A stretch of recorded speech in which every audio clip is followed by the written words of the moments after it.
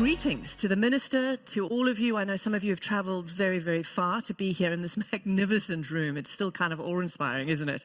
I'm Robin Kerner. I'm a journalist. I'm Made by Dyslexia, and words are very precious to me. And I think because they're so hard that I find them so precious. I've made a career out of reading, out of writing, out of talking.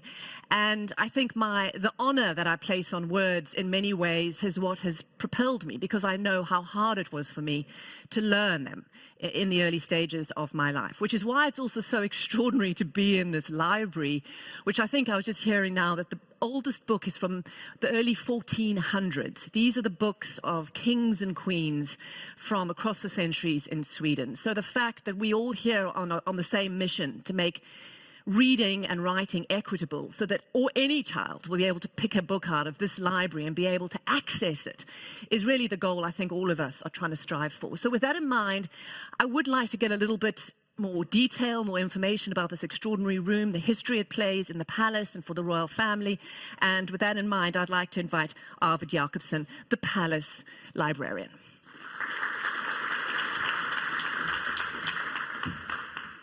Hi there.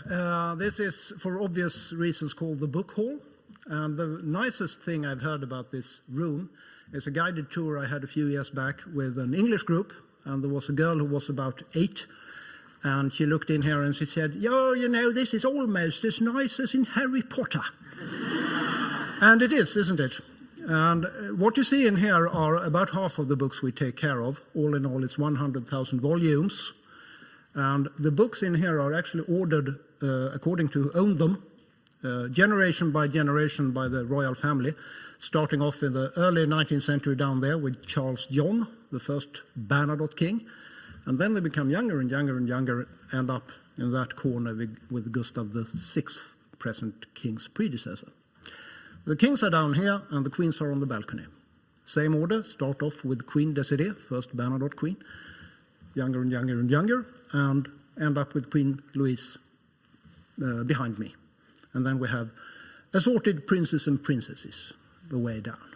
So we have 100,000 books, 500,000 photographs, and today the library is used as a library museum and a research facility for studies of the royal Swedish family.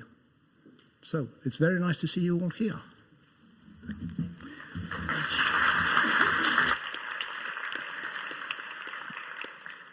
So with that in mind, I would like to invite you to please stand. And please welcome Your Majesty and their Royal Highnesses.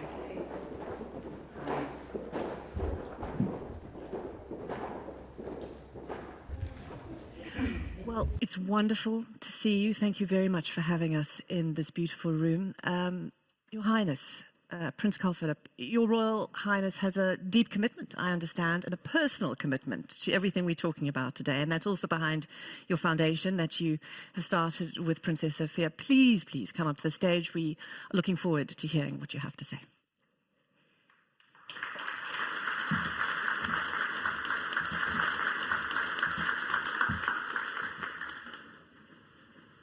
Your Majesty, Your Royal Highnesses, Minister, ladies and gentlemen, welcome to Stockholm and the Royal Palace. I am delighted to welcome you to the first World Dyslexia Assembly. As many of you might know, I myself have dyslexia. I know some of the challenges that children and young people with dyslexia have to face. But this is the thing. While I have had some struggles, I have been fortunate enough to receive proper help, to meet with knowledge and understanding, to be included. Unfortunately, not all children with dyslexia are that lucky.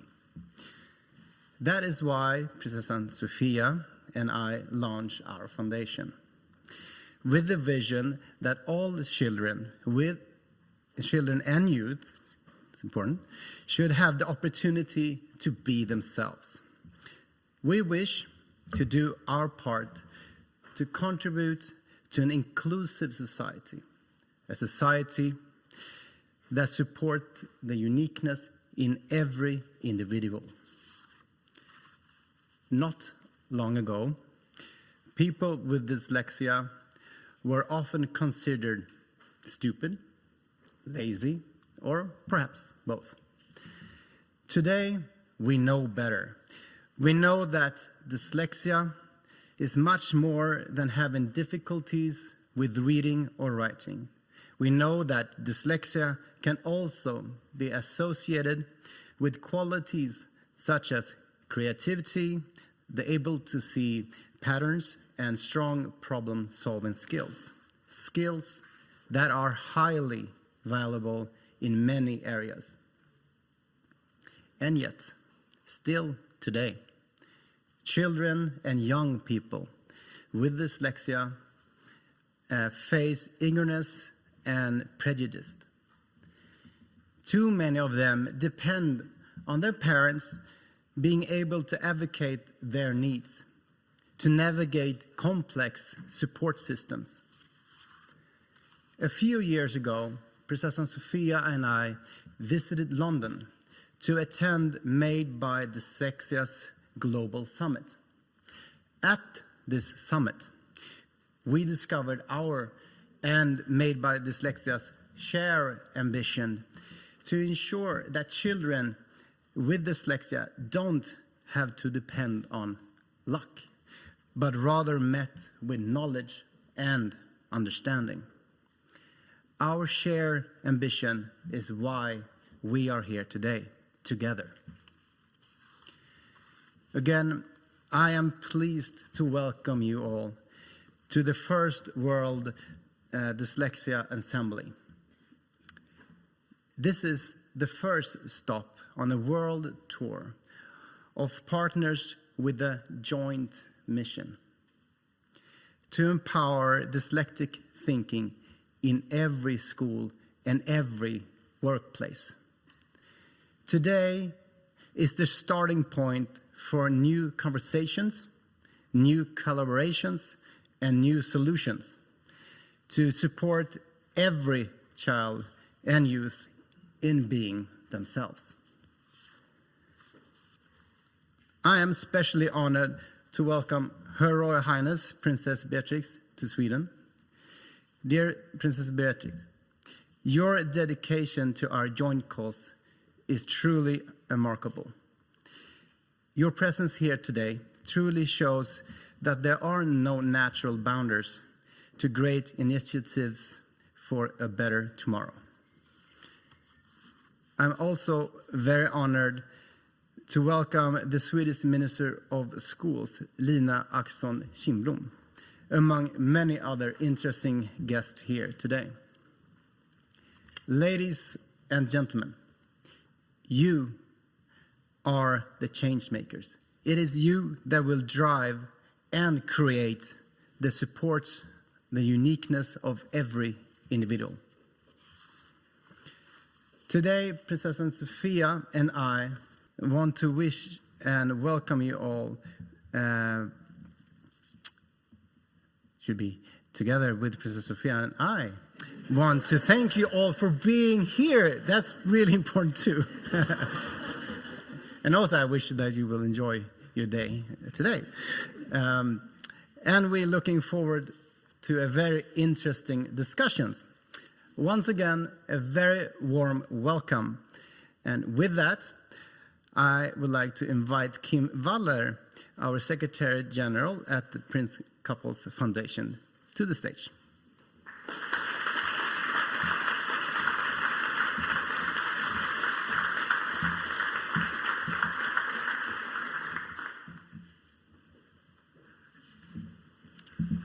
Your Majesty, Your Royal Highnesses, Minister, ladies and gentlemen. As Secretary General for the Prince Couples Foundation, this is a day when I feel very proud.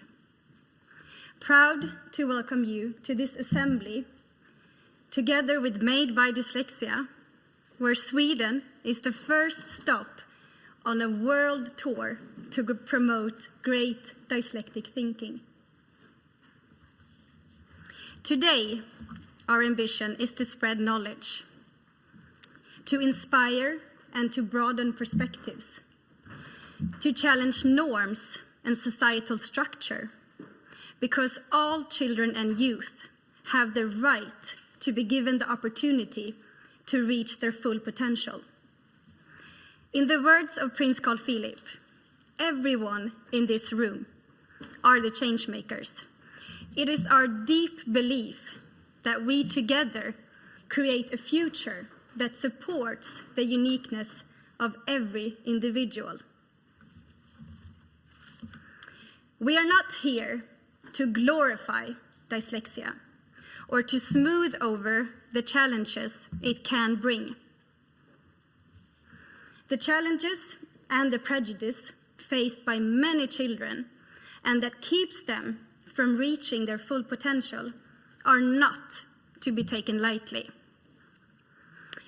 But it is our wish that this assembly contributes to a shift towards the perception of dyslexia as more than just a reading and learning difficulty.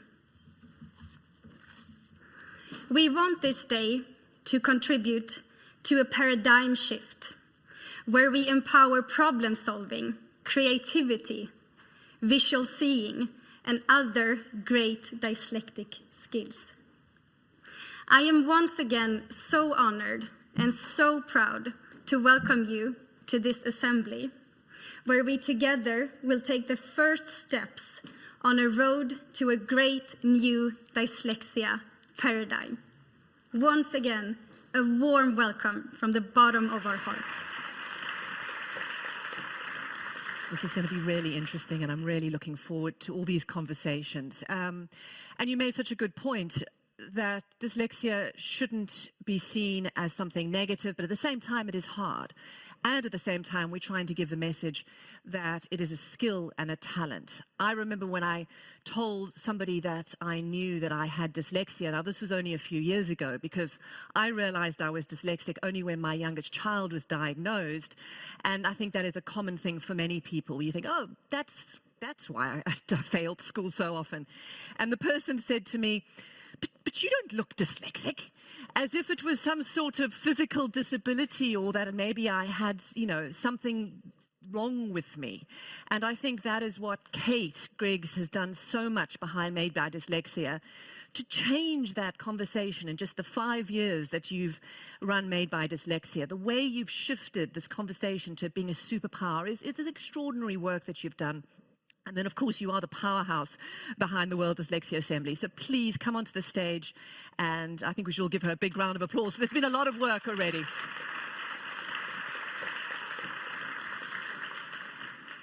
Thank you very much. Your Majesty, Your Royal Highnesses, and Kim and all of the people at the Foundation, thank you so much for this, I feel very emotional, this amazing welcome that you've given to us. We're so excited about the start of this journey and what we're going to achieve together. I'd like to kick off firstly with a message from Sir Richard Branson. I'm Richard Branson, and I'm Made by Dyslexia. And I simply wouldn't be where I am today if I wasn't dyslexic. Dyslexics often have a great imagination. We don't just see the world as it is, but how it could be. My dyslexia helps me to see solutions where other people see problems. I've always used this kind of thinking to help make my dreams happen, whether it's building a business, ballooning across the world, or traveling into space. The power of imagination isn't just important in life, it's important in the workplace too. But whether you're dyslexic or not, it's time to value dyslexic thinking and the vital role it can play in our future. A new report, The Dyslexic Dynamic, finds that by 2025, humans and machines will split work 50-50. It also finds that the skills humans need to compete in this new workforce are dyslexic thinking skills, and imagination is a key part of it. These are the very skills that foster innovators and entrepreneurs. Imagination and innovation will play a huge part as we build back and find new solutions to the big problems that we face. That's why we must help governments and organisations all around the world to realise this too, and why it's vital we all work together to impart dyslexic thinking in every school and every workplace. The World Dyslexia Assembly is creating a global movement that will help us work together to do just that. And I just want to say thank you for being part of it.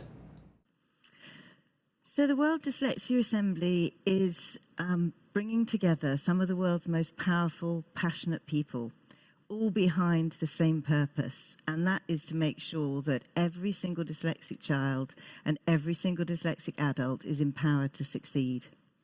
We know so much about dyslexia. We've known for decades how to support these children, and it's absolutely essential that this is not a matter of money. It's not a matter of being able to afford the support.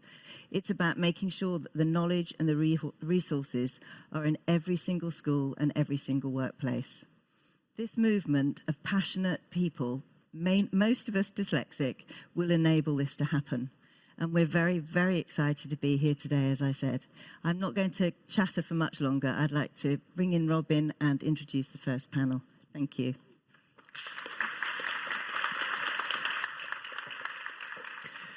So, as I said, I have a 12-year-old who is dyslexic, and I caught her staring out the window, and I said, "Are you okay?" And she goes, "Oh, I'm daydreaming," as if it was obviously a very important part of her day. And I think about when I was at school and got punished for daydreaming, and I think that creativity and that ability to think outside the box is something that we all now look at as a skill, as a talent. And LinkedIn is actually listing it now, thanks to Kate, as a talent, and you can put dyslexic thinking into your skills. I want you to take a look at this.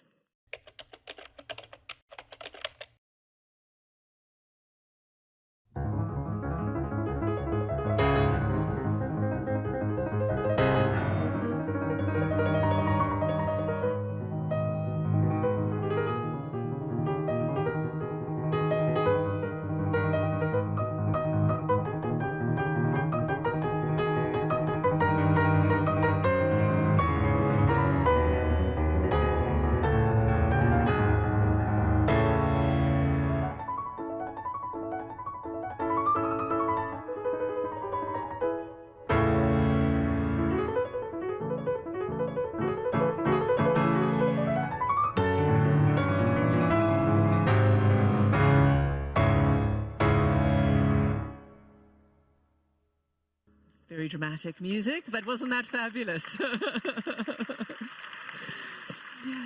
I think many of you have seen some of the research and have been behind either the research or just promulgating it, that we know that dyslexic talents, dyslexic skills, whether it's daydreaming or whether it is creativity, or even if it is having a bit of a messy piece of paper by which to present to you all, I think it's really important that we acknowledge what is a strength and not a weakness. Take a look at this as well. The top 10 skills that every employer is looking for. Accountability, reliability and discipline. Resilience, stress tolerance and adaptability. Initiative taking. Reasoning and problem solving. Leadership and social influence. Critical thinking and analysis. Collaboration and teamwork.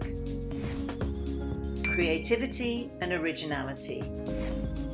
Active learning and curiosity. Adaptability.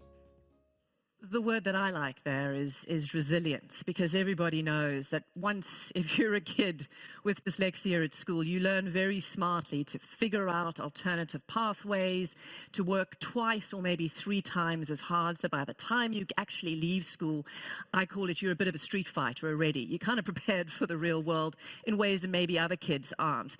And that is exactly what an employer wants, isn't it? So take a look at this. Dyslexic thinking skills. Visualizing, interacting with space, senses, physical ideas and new concepts. 75% of dyslexics are above average at visualizing. Imagining, creating an original piece of work or giving ideas a new spin. 84% of dyslexics are above average at imagining. Communicating, crafting and conveying clear and engaging messages. 71% of dyslexics are above average at communicating. Reasoning, understanding patterns, evaluating possibilities and making decisions. 84% of dyslexics are above average at reasoning. Connecting, understanding self, connecting, empathizing and influencing others. 80% of dyslexics are above average at connecting. Exploring, being curious and exploring ideas in a constant and energetic way. 84% of dyslexics are above average at exploring. To find out more about your dyslexic thinking skills and to take the test, visit madebydyslexia.org. So I'm excited to present our first panel. It's about this bridge between the skills that we have and the needs the workplace have. Great to have you here. I know you've all travelled, so thank you. Matt, I want to start with you because you're a recruiter. I am. And you are also dyslexic. And so if anybody knows how the gap can be filled, it's you. Give us, I hope so. give us a sense. Yeah, thank you. So I work for an organisation called Randstad Sourceright, and we work with organisations all over the world, basically looking to find people for them. And post the pandemic, we are now in the worst skills shortage the world has ever seen. And recent reports through the World Economic Forum and EY highlight the most required skills and requested skills from organisations. And you will not be surprised to hear the top 3 skills are complex problem solving, critical thinking, technology and programming. I think we've heard that about 10, 15 minutes ago. So for me, as somebody that works around the world building talent programs for organisations and being dyslexic, and my son being dyslexic, for me, it's completely, and I don't really like this expression, but a no-brainer. Why are organisations not recognising dyslexic thinking? And that is the biggest challenge I think we face today. These skills exist in dyslexics, yet employers of today are not recognising that. And that, for me, that is my life aim now, is to bring that in what I do to organisations. And Laura, I know that you work within HSBC and banks. All of industry is generally pretty conservative when it comes to change and also in how they see talent. They stick with what was old and what had worked before. How are you able to perhaps practically address some of these concerns that Matt has? Yeah, it's a great question. I think some employers are probably a bit further ahead in their thinking on this than others, to Matt's point. But we are really concerned about it. You know, we look at, again, the World Economic Forum data, and we are in a reskilling crisis. You know, a billion people around the world need to reskill by 2030. And the exact skills that we are looking for and that the World Economic Forum talk about are dyslexic thinking skills. They are curiosity, they are connectivity and empathy, resilience. That is so important. I mean, it's been an incredibly important aspect of what we've been focusing on with all of our teams around the world. We have more than 200,000 people in HSBC, and resilience in the pandemic was probably one of the most important things. So I think it is a varied landscape, but I think there are some of us out there that really understand how important this is and are really trying to drive awareness around it. And Maggie, what do you have to say? Yeah.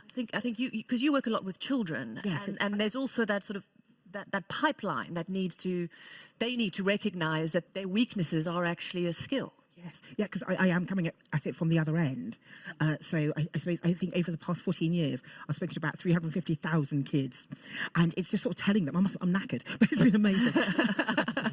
But it is showing them. It's funny because when I first went out, I didn't mention my dyslexia. Yep. But over the years, I've realised it's important to talk about it. And I think that's one of the challenges. Many dyslexics don't talk about their dyslexia. It's sort of hidden in the corner and we don't mention it. But now, for instance, as dyslexia is hereditary, my daughter has dyslexia. And when I said, we've done the test and Laurie, you're dyslexic, she went, whoopee! And so she's seen it as a positive. And it is trying to show kids that a sort of a struggling at school, who are finding it challenging, that, okay, school is challenging and we need to do something about that. We need to make changes to the way kids are taught, and I think we'll be discussing that later. But when you come out of that, you have a skill set which is going to be in demand across the board. As AI is coming through, we need to change the way we work. The resilience you learn by sort of trying to spell something and it goes horribly wrong. So I think, I'll use another word by being put in the back of the I still class. do that. I still do that. I'm a journalist, yeah. And yet, but by being put in the back of the class as seen as sort of the not bright one, Yeah. I think we build up resilience, and it's showing kids that resilience can take them very far in the future. And a lot of the research, EY has been very involved in this. And what for you is the standout piece of research? Well, I think we're all into it here, and it's about change, and it's about how fast the world is changing.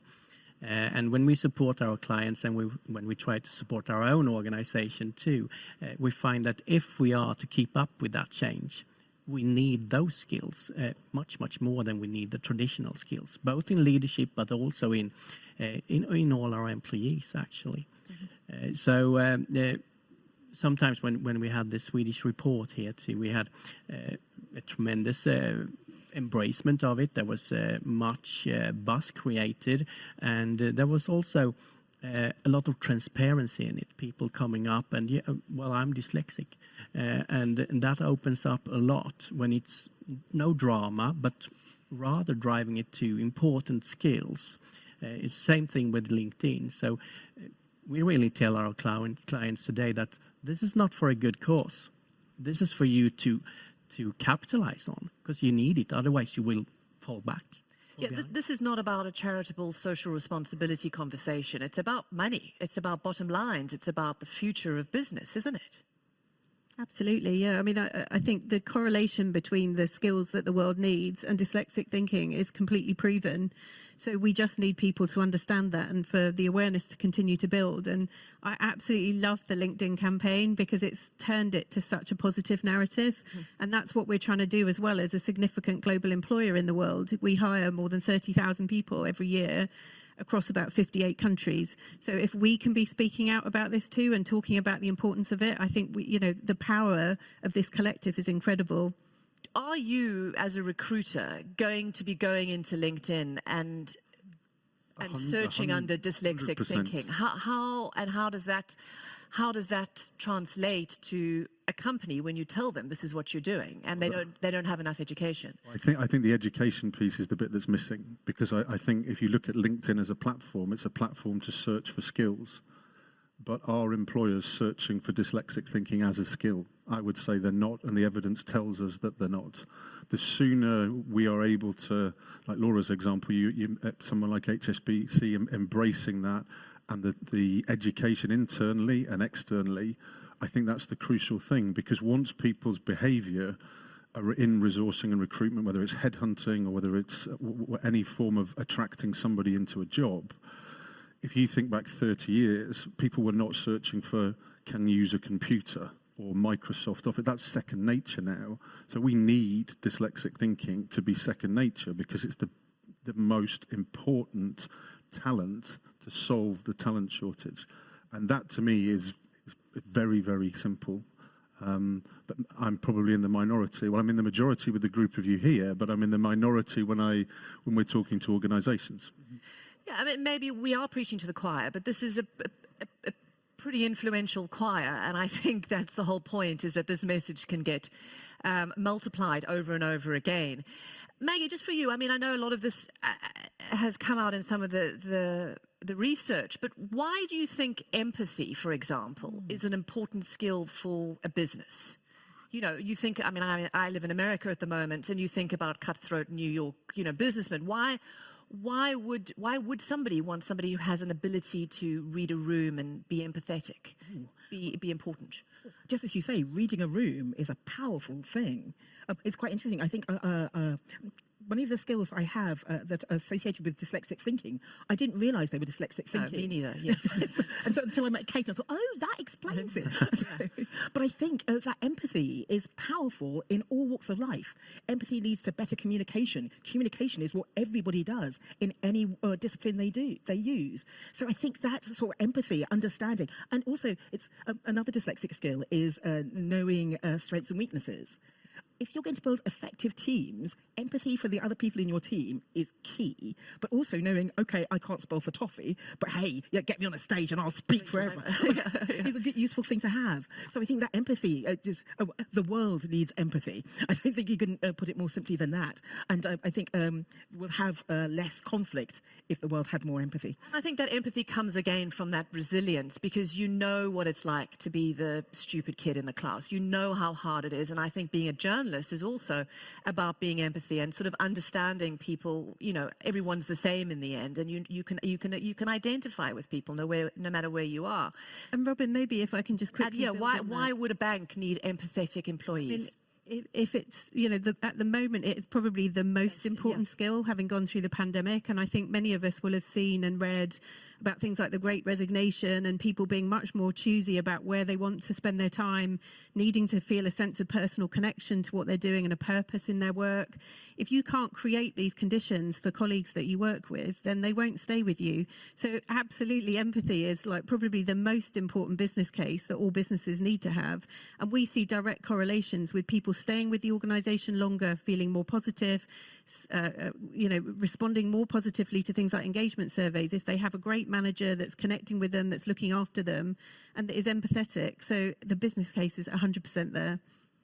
And also creativity. It's not just about sort of, you know, an artist in a corner painting. It's about critical thinking and the multidimensionality that comes with that. And I don't know if, Daniel, you can explain also why that's important in very traditional businesses that normally are not associated with creative folks. Now, I might add to where we were again, actually, because change today is all about having a narrative that is alive. It's something that can be felt, can be smelled, actually. And when we look for leaders today, there is much difference from only 5 years ago. We used to be looking for result orientation, scoping skills, follow-ups. Nowadays, it's how including is this person? How much empathy can it manage to show and understand, and also the creativity to create this narrative to make your organization walk this path.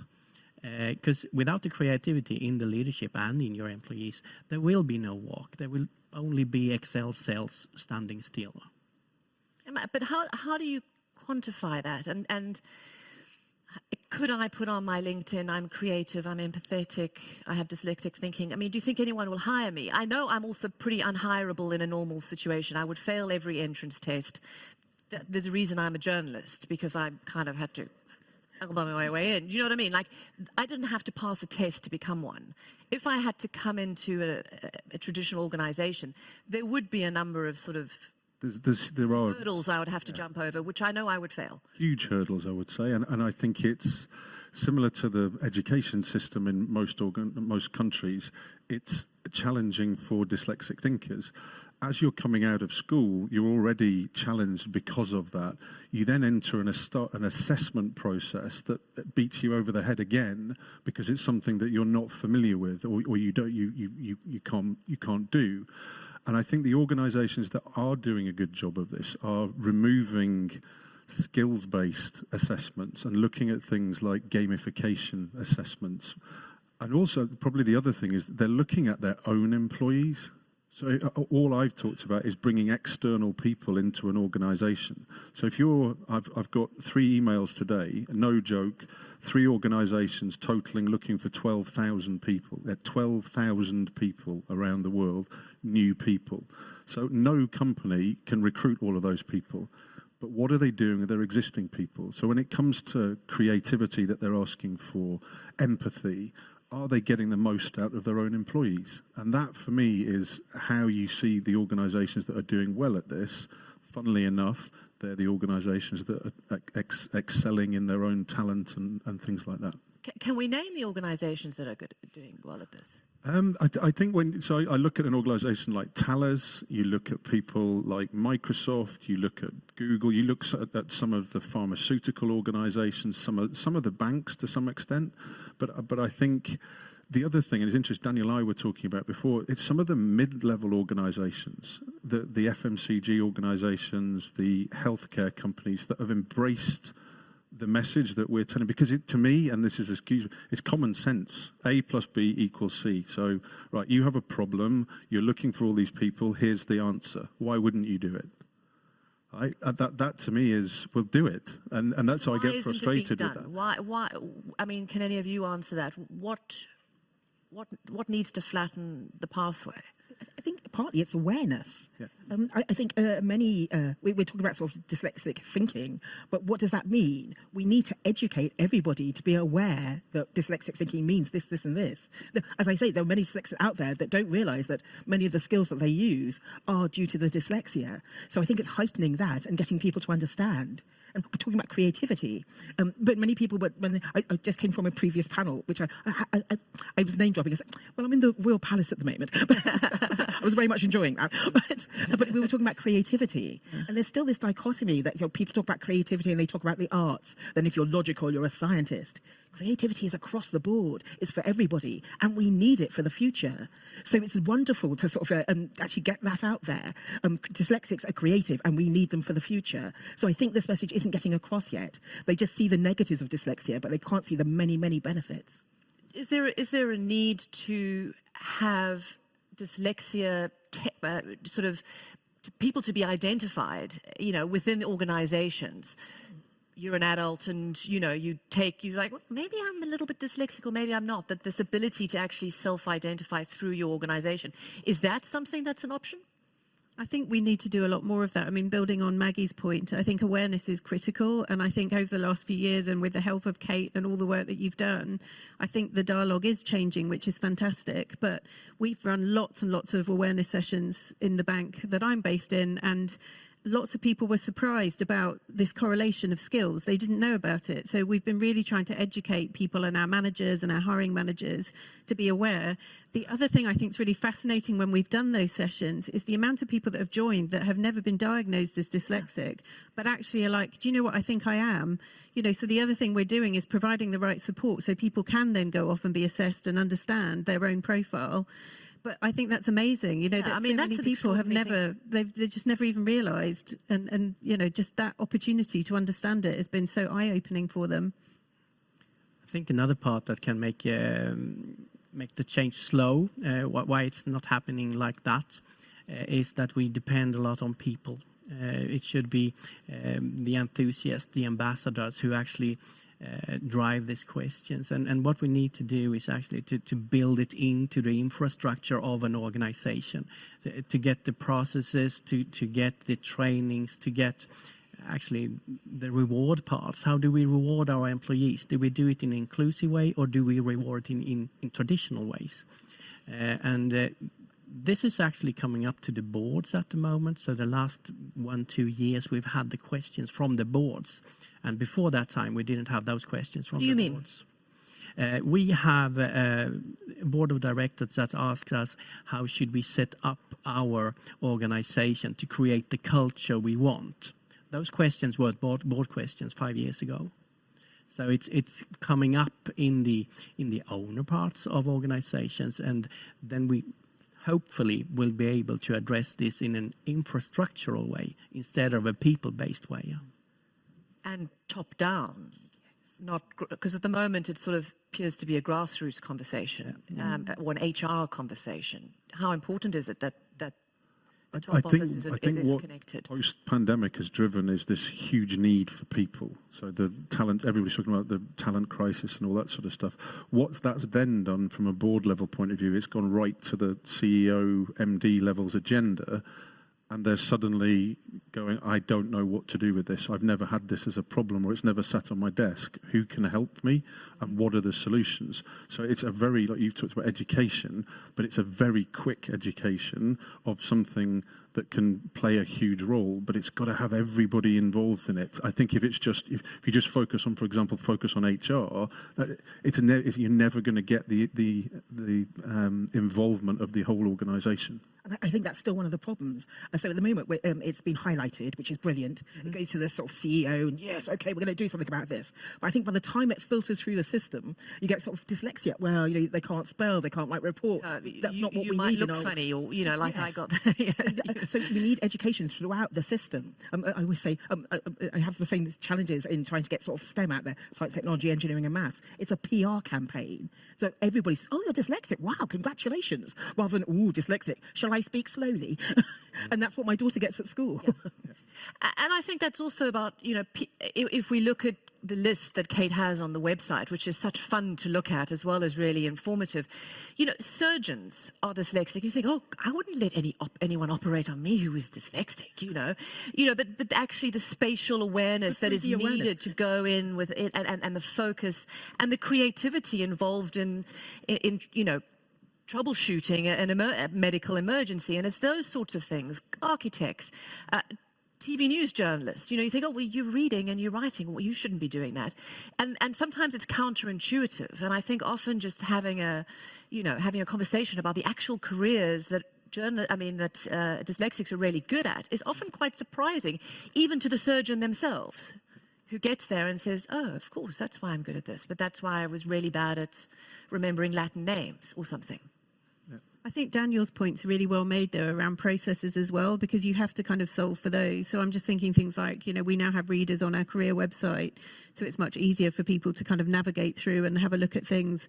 We're looking at role descriptions, which historically have been quite traditional, and sort of trying to pivot them much more to be about skills as opposed to qualifications or experiences. So I think there is a really practical aspect to it as well for employers, that they have to work through all of those different aspects and look at where they can make improvements. And how important is it, for example, that very high-profile people are coming out and saying, I'm dyslexic? How critical is the work that the royal family is doing, and Princess Beatrice and other people that are basically saying, this is me, and my life is hard, even though it might look easy, and it's a struggle, but it's also a strength. How important is that? I would say it is really important. It is, but hopefully it's getting less important, because you have the millennials, you have the Generation Z. They don't care about that the same way that my generation did. So what appeals to them then? TikTok? Yeah, which is just as well. If you can provide an employment or a work where you can be a part of making society better, that's where you have the Generation Z. Then other parts don't matter that much.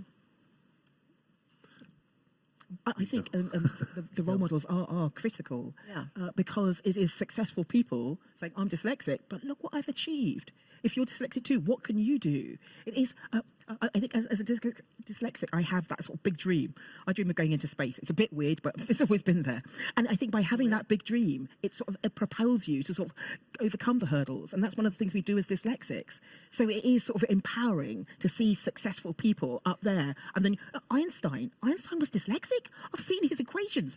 It's mind-boggling stuff. But he did that. And you can see he was so far ahead of everyone else in his thinking. He was a futurist.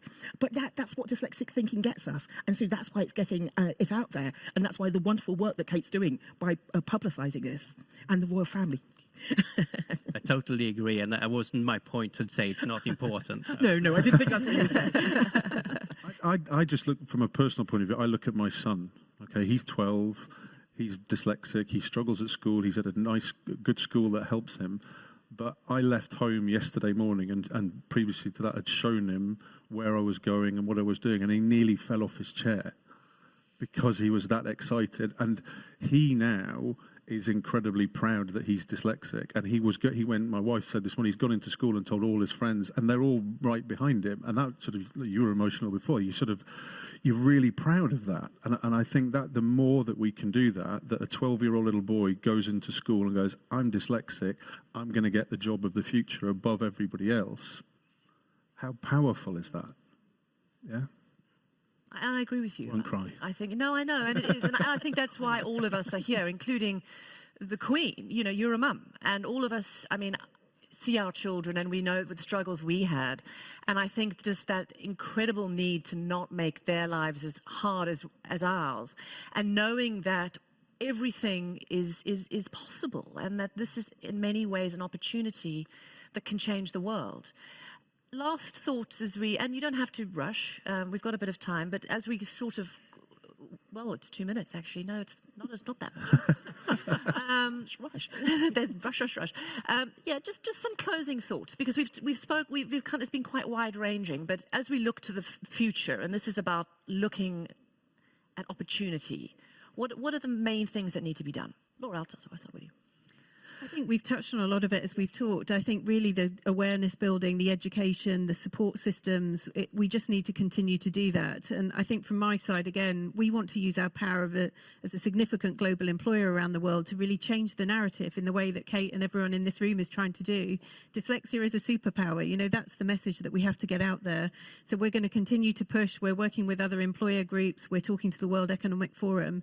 I guess my bigger concern is how we then bring that voice into education, and are we supporting the next generations to get those roles in the future, and that I know we'll talk more about today, but that would be my main messages. Daniel. Yeah, I think we've mentioned a lot already, but having organizations where we really can take advantage of each other's super skills, that is key to team up and really being something that is inclusive in every aspect. I think one of the dyslexic skills is a sort of a self-awareness. I know my strengths, I know my weaknesses. I think we need that across the board in every organisation for everyone, because we just make better, effective teams if we do that. And that every child out there can think, yeah, I'm dyslexic, and yeah, but I'm going places. Giving that, empowering them. Yeah. I sort of second what everybody. I'm sort of at the end now. And I'm finding something really inspiring to say. I think I look at it from my jobs point of view. Okay, so we look at finding talent pools of people to place into jobs. Right, there's a talent pool of 700 million people in the world that are not being assessed or challenged the right way. You change that with everything that the guys have talked about, and suddenly you're making this huge impact on the world. And I think everybody here is involved in that. And it makes me incredibly proud to be sat here and be able to talk to you about it, because it's my passion and it's everybody's passion here. And we've got a lot of work to do. Yes, but that's good. That's good. Well, no one ever stopped us from working too hard. That was wonderful. Thank you. Really appreciate all the work that you are doing in your individual ways. I mean, some extraordinary lives are probably being changed by all of your work, so thank you. I'm Richard Branson, and I'm Made by Dyslexia. From today, you can join me in adding dyslexic thinking to the list of skills on your LinkedIn profile using your drop-down menu. In other fantastic news, Dictionary.com have committed to add dyslexic thinking as an official term. My dyslexic thinking has helped me see solutions where I think others saw problems.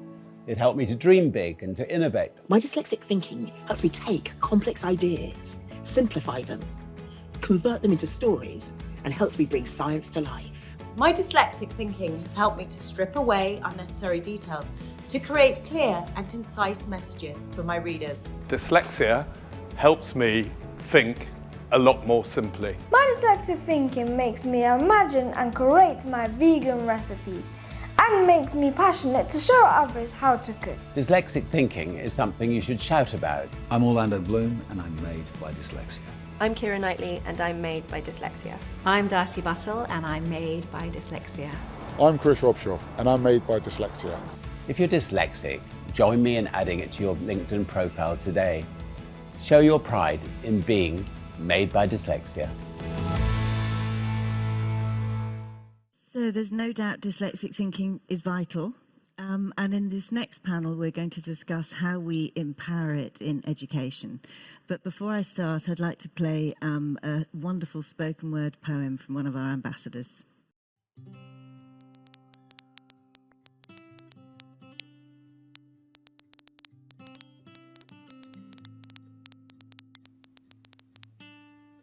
I was in primary school when I realized every time I write, red markings always appeared on my textbook.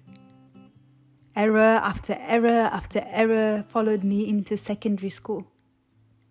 There's a discrepancy between the way that you talk and the way that you write. Teachers kept alliterating. At parents' evenings, my parents would be met with concerns that I wouldn't be able to make it out in the real world, let alone in the classroom. What I didn't know then was that my mind processed in its own unique language. I liked sentences that captured my imagination and flowed to a rhythm, poetry. I liked mixing colours, textures, fabrics and objects and making them into art, creating. I liked asking where, when and why so I could understand the way the world operates, critical thinking. The education system wasn't made for people like me. It was rigid in the way it examined intelligence and programmed us to stay within the margins. In the shadows, I kept writing, creating and asking questions because I knew no other way of existing. On a warm June night a decade later, I came out of the shadows, placed my mic on the stage, took a deep breath, and let my voice break the silence.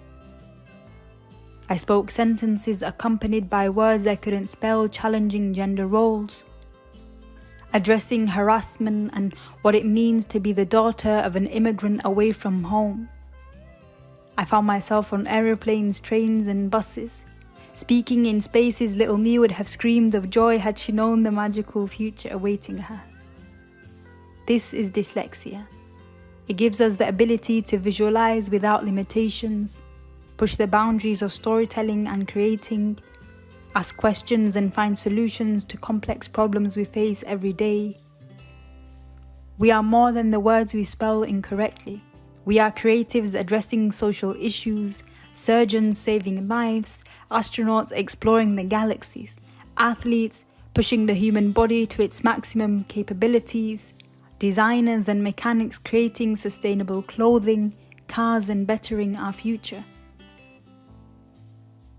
So tell me, would you rather live in a world free of red markings, where our intelligence is measured by how well we write, or embrace a world full of innovators made by dyslexia?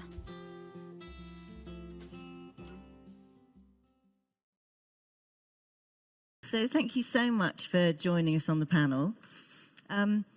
As I said, I think it's pretty conclusive. We need dyslexic thinking in the workplace. We know we've got a lot to do in the workplace, but somehow that's a bit easier because it is about awareness, changing perception. And I know as a charity we have lots of resources to help employers to do that. When we look at education, that's a bit tougher because we've got a bigger journey to travel on. But we do actually know what we need to do. So I think on this panel, I'd like to explore two things. Firstly, how do we level the playing field so dyslexic children can flourish and thrive in the system that we have? And then also have a look at what do we actually need to change the education system to be nurturing and educating the kind of minds that we know the future needs. So if I can start with you, Princess Beatrice, you are also the patron of the Helen R. Kell Centre, which was the first centre in the UK to train teachers. It's actually where I trained as a specialist teacher. And they supported you as well, I think. Yes, so I began my dyslexic journey at age 7 when, probably like many in this room, the words on the page suddenly found themselves dancing off into the room. And I was lucky enough to be supported by the Helen R. Kell Centre. And what I've learned about my discovery about being made by dyslexia is that I was incredibly lucky to have the types of teachers and the specialist support that the centre really did offer. And it's a fantastic charity that's going on to create lots of opportunities for teachers. But I think one of the most important things that we need to do is take that particular learning and make sure that every teacher has that opportunity to understand what's possible. And I think it not only could help dyslexics in the classroom, but also could help teachers with their own abilities as well, because teachers are our first line of defense for every child. And whether you're dealing with all sorts of different communication issues, I think dyslexic thinking is is so empowering. To be able to give that in the hands of the teachers, I think, is so important. Yeah, absolutely. And the Helen Arkell Centre also is very strengths focused. I can remember that through all of the training that I did there. Yeah, I was incredibly lucky, but I think with how we approach dyslexic thinking now, it is about making sure that those teachers really have what they need to make sure that we got that first line of defense covered. Teachers have been, probably sort of not credited enough, I think, with how they've been able to transition through the pandemic. And we've seen the sort of teaching profession as something that, we can really make a difference if we can strengthen it for them. And that's going down to thinking about general well-being, mastering, master classes, and, adding a dyslexic sort of recognition to their CVs as well could go on and could be a quick win. And I know it's something that you've been very passionate about. Yeah, absolutely. I mean, we are completely passionate about training every single teacher, and all of our mission is aligned with the UN SDGs. So by 2030, we aim to train every teacher in the world. Yeah. And if we sort of go a little bit in slightly not, because Helen Arkell Centre was set up in the 70s, wasn't it? She was. I mean, Helen Arkell, unfortunately, she's no longer with us. She passed away when she was 95, but she was one of the first people in the UK to really recognise dyslexic thinking. And when she founded the organisation, there was really no such thing as, what was dyslexia. And I think when you think about some of the diagnosis of the people that have gone on now, we saw on the screen, 1 in 5. I mean, when she was teaching, dyslexia hadn't even been really thought of. And actually, it's such an opportunity that we have to change the narrative. We talked about that before, about how exciting it is to be dyslexic, that, we've really got to do everything that we can in order to change the narrative, to make it acceptable. I'm also not saying it's hard, it's going to be easy for the individual, but recognizing that those strengths, those tools, those resilience, those opportunities is equally as important. Absolutely, and the right support enables us to thrive.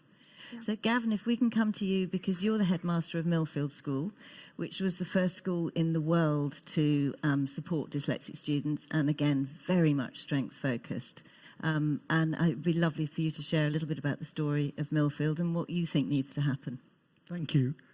If I do my job properly, there'll be a sort of moment of euphoria and then a small, crushing depression in what I'm going to say. Let's see if I tell the story properly. In 1935, a visionary guy called Boss Meyer is educating 6 Indian princes, and he vows to get them into a good school in the UK.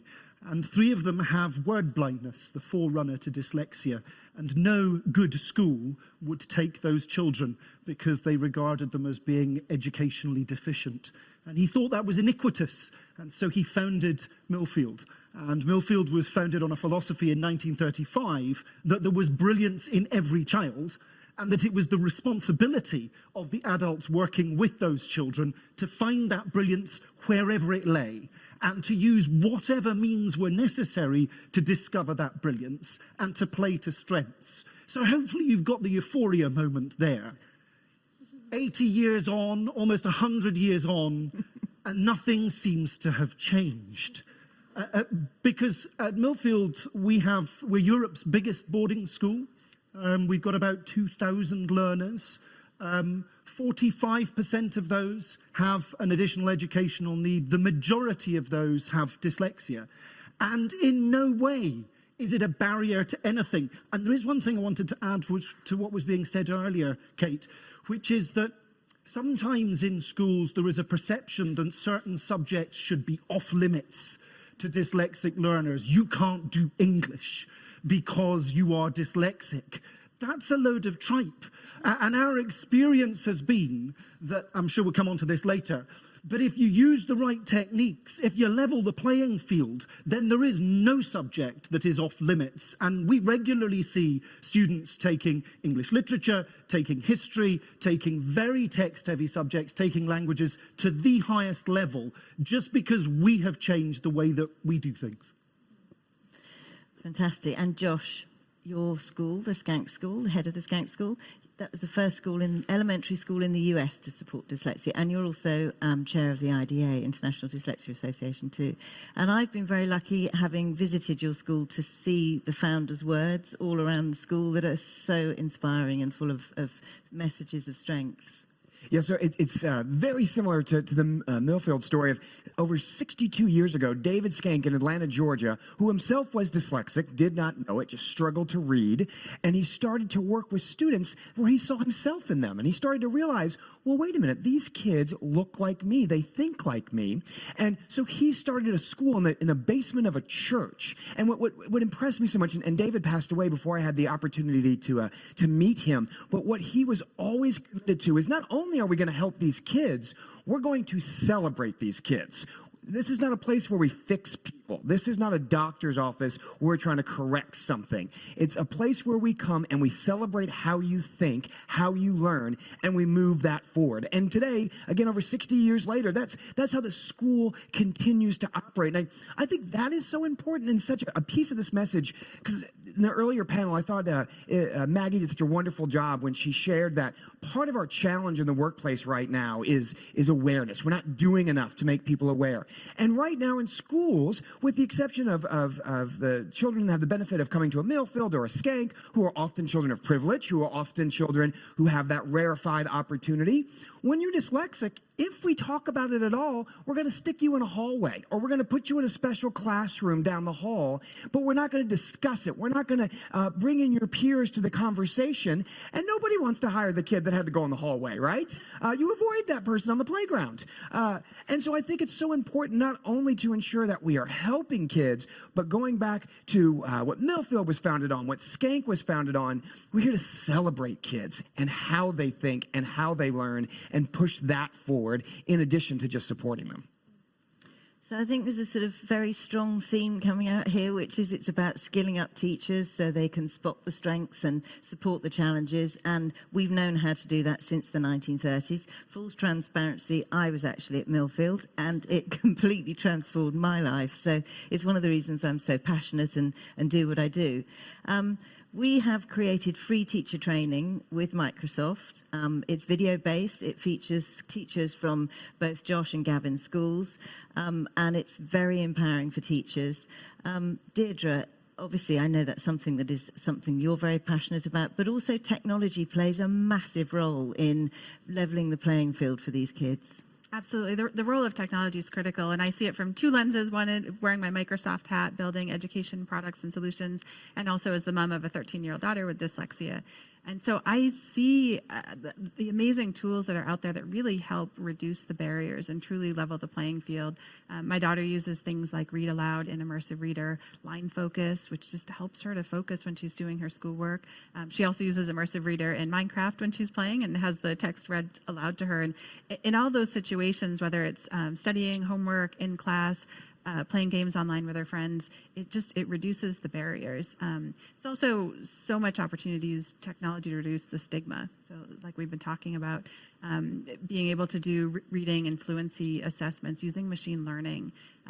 We have a tool called Reading Progress that the students will read and record themselves reading, and it actually evaluates that, picking up on speed, on omissions, on self-corrections, and provides that data to the teacher, to the educators, and also to the students. And we're hearing something surprising, which is students are asking for more reading practice. They enjoy doing that. There's something that's almost gamified about that. So it's really exciting to see how technology can both empower the educators, increase awareness, and also help the learners. Minister Lina, I know you're dyslexic yourself and very, very passionate about creating equality within the Swedish school system. Tell us a little bit about your story and what you'd like to see, the change you'd like to see.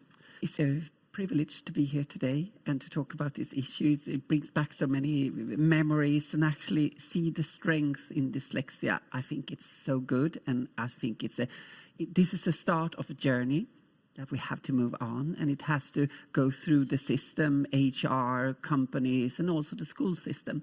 And to agree with the previous speakers here, the teacher quality, profession, I think there's a lot of things we need to do there. And also, I think the compensation and so on. But I think there is another level, and of course, the way we need to see the strength in it. I think sometimes we have set a standard for how people should be, and dyslexic people is not included in the standard role model. And I think sometimes when we write a curriculum, this is the way what you should be able to produce, that everything should be written, everything should be presented in a certain way. It's an exclusive way of being. So if we accept that 8% of the human population is in a certain way, we can't say it's not normal. So I think we need to say that we are the new normal. You know, and we better get it as quick as possible, because now I think now when we have a system is actually setting a standard for what society think is right, and also setting what is wrong. I think we have a lot of people today that are dyslexic that actually grow up and valuing themselves less.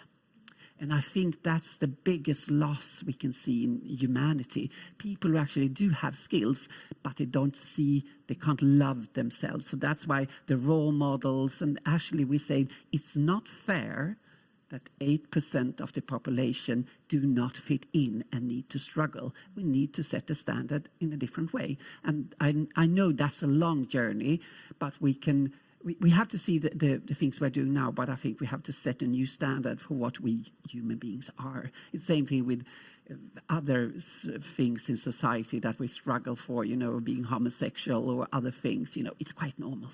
We have to address it like that. Yeah, absolutely. And I think dyslexics like to get things done. We're in a hurry. We like to move things forward very quickly. And one of the things that this assembly is aiming to do is help to train every single teacher. So I think that is something to level the playing field. If every single teacher knows how to spot and support a dyslexic child in the classroom, the system will change. And our training is very, very strength focused as well. But in Sweden, you have a lot more freedom and creativity in your system, I believe, don't you? You don't have the same sort of standardized tests as we do in a lot of the rest of the world. I think we are going on a journey that sometimes we talk about more standards, more centralized testings, and we also have a part in our curriculum where we actually open up for different ways of learning, presenting and showing that you know things. But I think we are on a journey, and still we see quite a big percentage of students who actually go to school and look around and say, hey, I don't fit in here. So we have a long journey ahead, and teacher quality, also see the strength in every child, and also see that most children, they grow up and become perfect, normal human beings. So we should have a more inclusive system. And I think that's the biggest role, the thing that I bring with me to the chair that I'm possessing today, that we need a school system that doesn't exclude. Because in my own journey, I remember it was quite nice, first of all, that I had a father who told me, you know, hey, I can't write and I can't read. Hey, so if you get it, it's not the end of the world. Because then I knew I loved my father, and if I can love a dyslexic, I know people could love me too. So that was a good way. And also see famous people, you know, coming out in a certain way is important. But we need to work that keep the students in the system, make them feel normal, because it is normal. And also celebrate the strengths. I thought of this could be like the X-Men sequel, the dyslexic. Yeah, 100%. Yeah. So what we really need to do is to create a school system that actually teaches non-dyslexics to teach like us, or to think like us, because we clearly have the skills that the future needs. So maybe that's the challenge for you as schools minister. Yeah, actually said we are the new normal. Yeah, exactly. And we do know that only 1 in 5 dyslexic children are being picked up at school, and I think that's a sort of a global statistic, to be honest with you. Deirdre, I know you've done lots and lots with gaming. That's obviously going to have a massive future focus. What are your thoughts on that? What are Microsoft's plans around that? Yeah, one thing we've seen with game-based learning and bringing games in traditional education is that it can really reach some of those learners that maybe don't fit in a traditional classroom environment. It provides another way to express themselves, to express ideas, maybe another assessment tool instead of sitting down and taking a test or writing a paper. Imagine if you could create a presentation about the history of this library and share that through Minecraft or share that through a video. So I think there's some really interesting opportunities to relook at assessment models and to bring some of the more creative disciplines and more creative storytelling into traditional and mainstream education. We've been able to do that with Minecraft and really encourage STEM subjects, computer science and coding, and just tap into these skills and the superpowers that, again, don't show up in some of the traditional assignments or group projects. Spending time in a class where students are using Minecraft, you see skills emerge. You see someone who is maybe a little bit on the edge of the classroom in the project and not participating. And this one young girl, she got into the Minecraft world and she was in the chat telling people, okay, you go over here and do this. No, you're not doing that right. And so that really unlocked that superpower for her. So I'm excited to see how games, how videos, how more of the content creation tools and technology can help unlock those superpowers and create confidence in the skills that people do have. And Gavin, what do you think of the UK education system and the testing? Do you think that that's going to create... Leading question, Kate, isn't it? We have Matt Hancock in the audience. He'll be listening to this point. What do I think? I think that 4/5 of what we need to do is really, really straightforward, and it could be done honestly within a week. It could all be put in place within about a week. 1/5 is a little bit more complicated, and that's where we need the likes of the minister to help. It's often politically alluring, I think, for governments or ministers to say the youth of today are not where they were before, so we need to tighten things up, and therefore we ought to do things a bit more like we used to do them. And I think that's probably a false route to go down. And in my experience, having done this for 25 years now, I think, the youth of today display far more adaptability and creativity in their approach than I ever did when I was at school. So I think it's actually a myth that things are going downhill. I think they're going fantastically uphill in the right direction. But what we need to do is we need to train every teacher. It's a straightforward job to do that. You just say it needs to happen. It's a short piece of training. We need to screen every child. It's a short piece of work to do that. You need to change your culture where you emphasize brilliance and you focus on strengths rather than weaknesses. You want to create a culture which says in every project group you want a dyslexic, because if you have a dyslexic in that project group, you will be a better project group. But fundamentally, and this is the 1/5 that we need some help with, in many countries around the world, and the UK is a particularly bad example of this, we have an assessment system which is really archaic. And it emphasizes a bunch of skills and strengths that are largely irrelevant now. And in the UK, we brand a child who doesn't pass English and maths at 16 a failure. And of all children, of all the population, 71% of children pass those exams. So 29% are branded a failure. If you look at dyslexic students, 35% pass, so 65% are branded a failure. And then what do? We tell them that they must retake those same exams again and again and again. And now we tell them that if they don't pass those exams, they can never go to university because they are such failures. And I think that that's the fundamental bit that we've got to change, which is we have...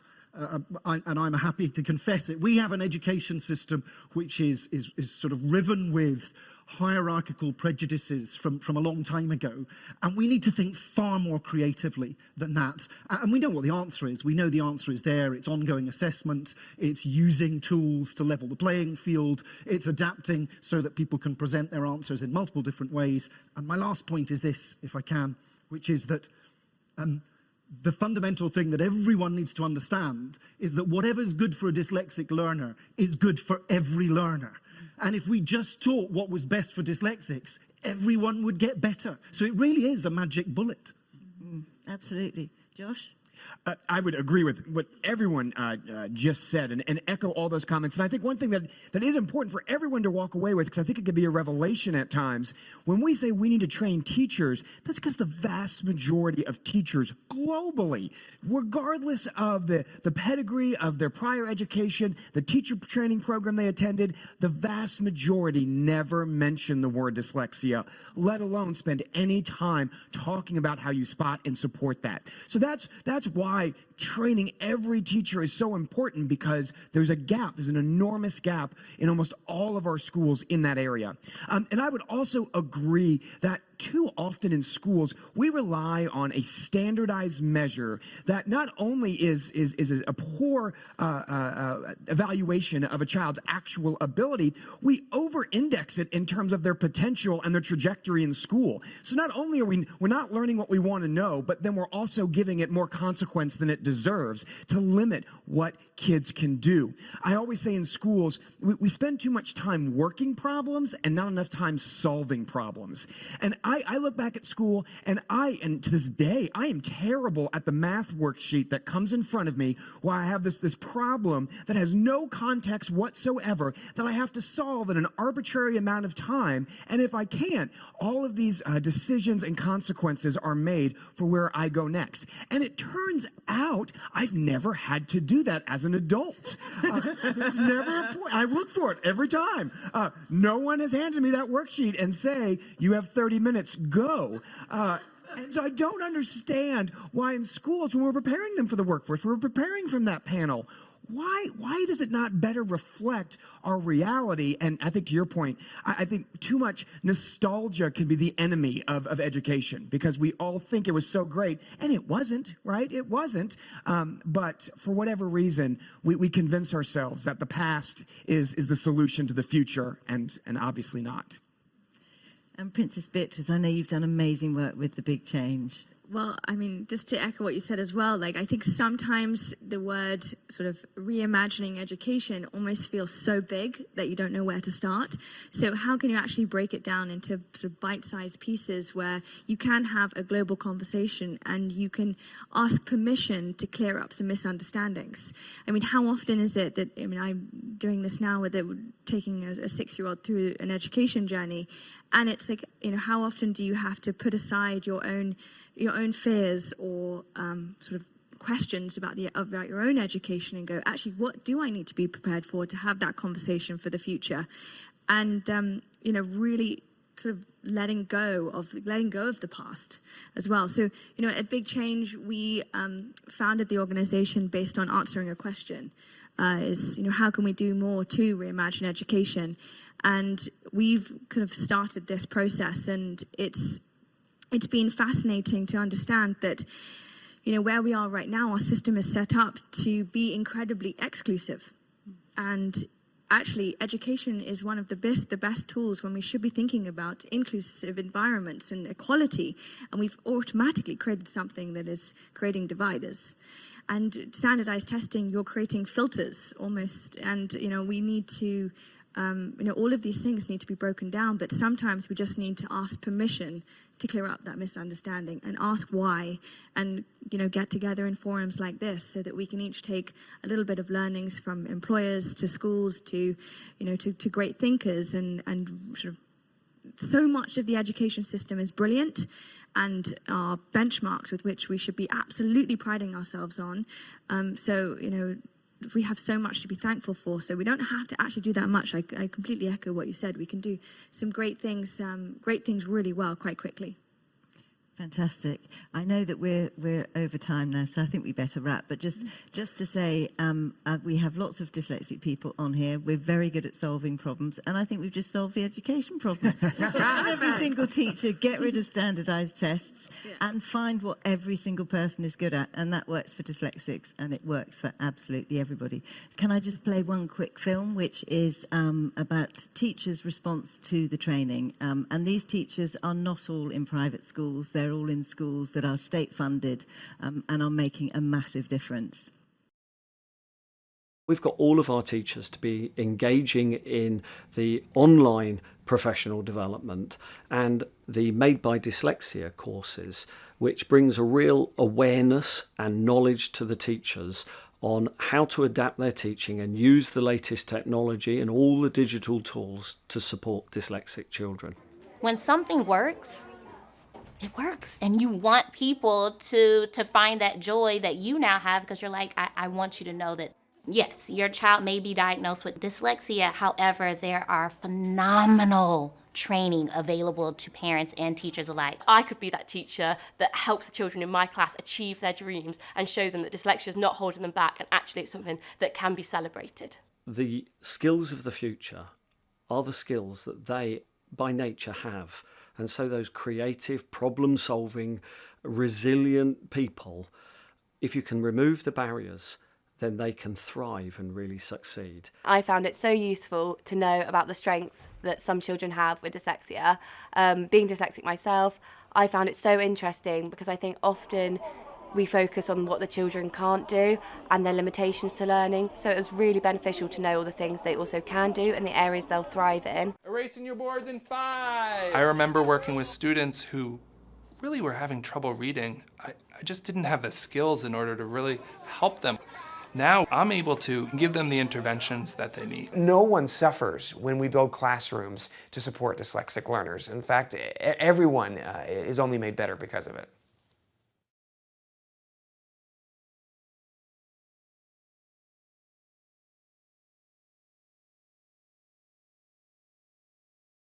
I think I was saying a little bit earlier how, for me, words, because they were so difficult, and still are sometimes, I cherish them. And for me, the greatest gift is to be able to sort of embrace a poem or one of these books. You know, you want to stroke it because it is just such a gift to be able to appreciate every word that sometimes I say or I write or I articulate.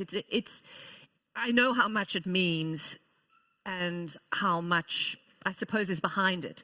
So my next guest, in many ways, I think feels the same about music. And for her, words and music are love and an experience that I think you really want to hear and share. And she wants to share with you. So I'm going to introduce Julia Frey. She's a musician and a poet. Take a listen to this.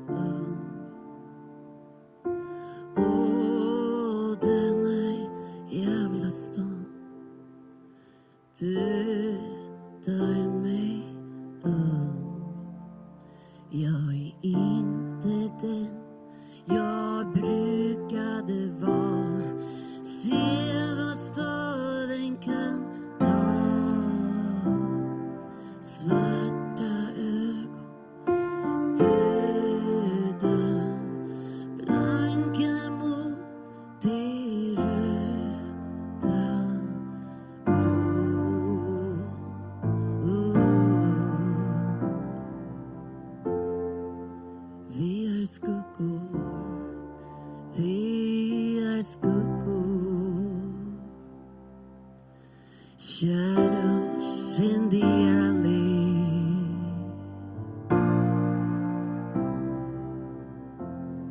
You die when you're young. You die when you're young. You die in this town. Standing on the paving by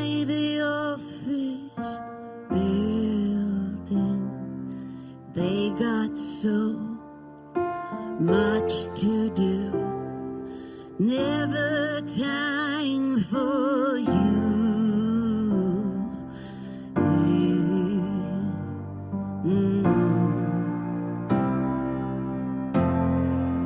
Vi är skuggor, vi är skuggor.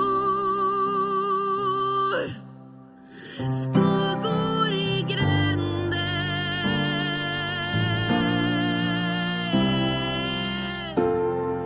Här dog jag ung, här dog jag här dog jag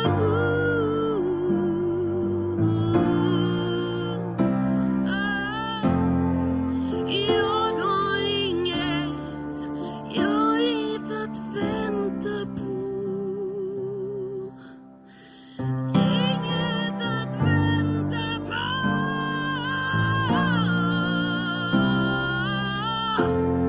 Vart fan finns det liv? Where is life? Where is life in this town? Vart fan finns det liv?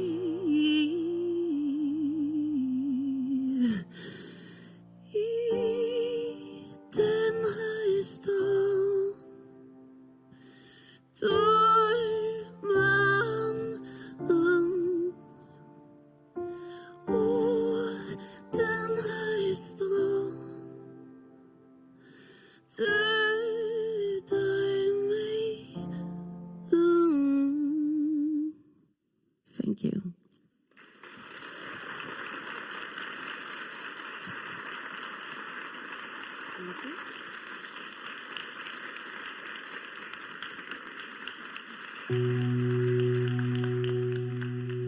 Jag har varit här förut, sett hur hjärtan står i brand. Som ett hack i min vinyl. Kan det verkligen vara sant? Eller blir det likadant? Jag har hört den förut. Nu är det inte lika kul. Du sa jag skulle stå som brud, men det är något lurt. Snälla säg att jag har fel. Om det tar slut,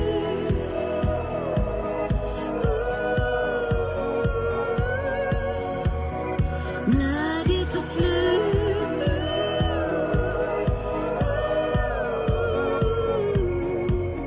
som att öppna en bok och låtsas att man inte vet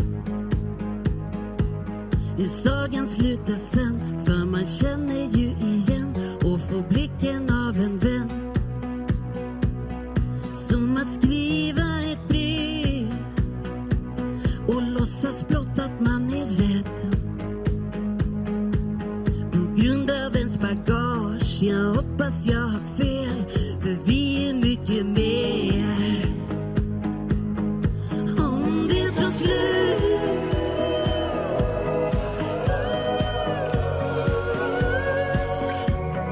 när det tar slut,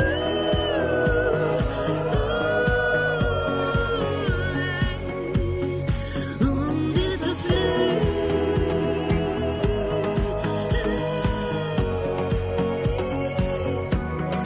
when it all ends,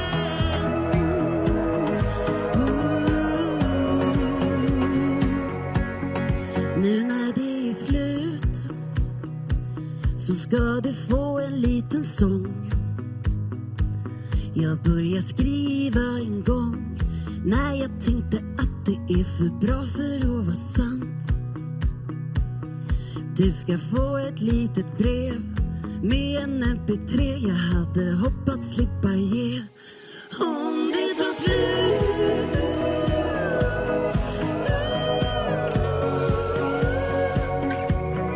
när det tar slut,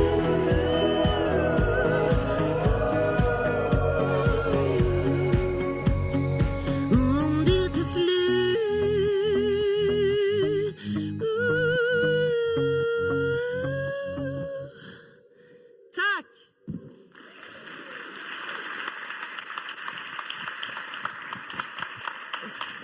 those of us who don't speak or understand Swedish, please just give us a little sense of the power of your words. And you are dyslexic as well, and Julia's going to be on one of our panels a little bit later, so we'll hear your story. But just give us a sneak peek of what you were singing, please. The funny thing that the first song is a really big song in Sweden by Brother Daniel, and everybody does covers of it. And my version is called We Are Shadows, which was pretty interesting with a poet before, talking about shadows. So that's basically about being an outcast. I mean, I have, do you say dyscalculia, and dyslexia, ADHD, and PTSD. So for me, the song is about outcast. It could be for addiction, diagnosis, school, where you come from. So that first song is my Swedish translation of an English song by a Swedish band. Okay. Yes. And the other song, Om det tar slut, If It Ends, is like a breakup song I wrote to my ex. So it's like a love letter, but a breakup letter. Okay. That I'm in the end, in the song, I give it to him on an MP3. Okay. So it's a love song about breaking up. And, you know, everybody always have the gut feeling in the beginning of something. And that's where you should end it. So it's about also gut feeling. Trusting them or not Yes, trusting them. yeah. Julia, thank you. It is very powerful. Even not knowing the words, it was very, very powerful. Thank you. Thank you so much. We'll speak to you in a little while. Where's Nikki? There you are. So Nikki is something called a scriber, which I love. It sounds very ancient Egyptian. And I do, you know, we've heard just how for Julia the power of words comes in music. And for you, I think the power of words comes in pictures. Yeah. And you've kind of, I don't want to say doodled, because that doesn't sound, but you've really created a narrative of what we've all been talking about. So please just take us through it. Yeah, so I do something called light scribing, and I've been deep listening, and I do some illustrations and words, but I'm trying to enhance the meaning of the words with the images. So there's been so much interesting said today, so I won't be able to go through it all, but I wanted to show two highlights from. I think it was really nice in the beginning to remember why we are here today. That everyone is supposed to have the same rights to express themselves and to understand and learn. And everyone are different, and we need to learn in different ways. And images is a really good way to remember and also to discuss.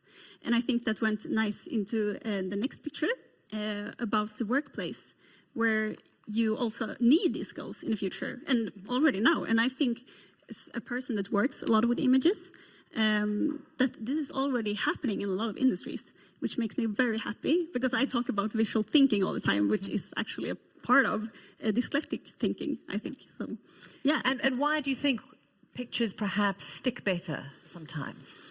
I think it's a lot more tangible. So words, letters are icons. But they're very abstract icons, and they can be put together in many different ways.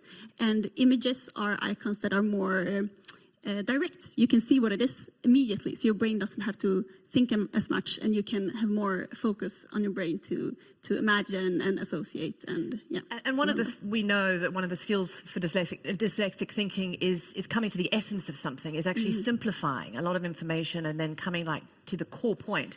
Just talk us through what you think, what you've done here in terms of actually all this conversation we've had. Yeah. Why you chose those images to reflect, you know, these very important points. Yeah. What have you left out even? I think I've left out the story going up to the highlights or to the point. So, because most of you will be looking at this afterwards, I think it will be sent out. I hope so, for everyone to see. You will probably remember the story just by seeing the images, because you have been here, and the brain is really good at connecting different images.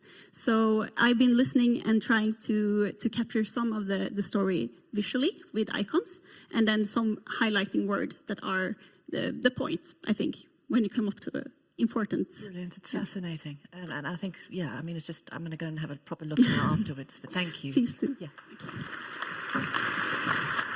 Prins Carl Philip and Princess Sofia, please come up onto the stage. I know that you want to talk more about your personal experiences and your mission, and Kim Valla is going to facilitate that conversation. Your Majesty, Your Royal Highnesses, Minister, ladies and gentlemen. I would like to start off this conversation by where you actually began, Prince Carl Philip. And you told the story about how you and Princess Sofia initiated the foundation on the basis of that you wanted every young people to be able to be themselves. So from your perspective and from your personal experience of dyslexia, what do you say, what would you say are the key points that you would like to highlight? I think we have to start from the beginning. I got my diagnosis when I was rather old. I think it was 10 or something like that. Back in the days, today we know much more and much better. But we know that the detection is so important. And it helps not only the writing and reading, but also the self-esteem of a person. I remember when I was in class and I felt that I was not in the same level as my friends and trying to keep up and the same workload that they did, I felt that my self-esteem was not that great. And it was not my friends that sort of told me that I was stupid or bad or something. That was myself that I felt that I was your own feeling. My own feeling telling me that I was not in the same place as they were. And there is a really interesting study that has done by Ulrika Wolf, that is here somewhere in the audience, that I recently heard, that if you make a high intense learning early at the age of maybe 4, that can be really important for that child, especially if that child has maybe, because you don't know it yet, dyslexia. Yeah. And I thought that was really, really, really, really interesting. Not only for the reading and writing, once again, but for the self-esteem. Yeah. Thank you so much for sharing that reflection. I think it's so important when it comes to talking about losing out on potential that we have been talking about during the panels ahead of us, and tapping back to that we have about 5 to 10 or 8% of our population that has dyslexia. If that means that it is over 1 student in every class, and if we're not being able to picking that student up, we are losing out on a lot of potential. And I know that we, Princess Sofia, have had a lot of interesting conversations about this as well, on the theme of losing out of potential, and from your own experience of living with a great dyslexic thinker yourself. Absolutely. I think we all know, with this inequality, it is losing out of so much brilliant minds and potential. I think we all have a common view on that.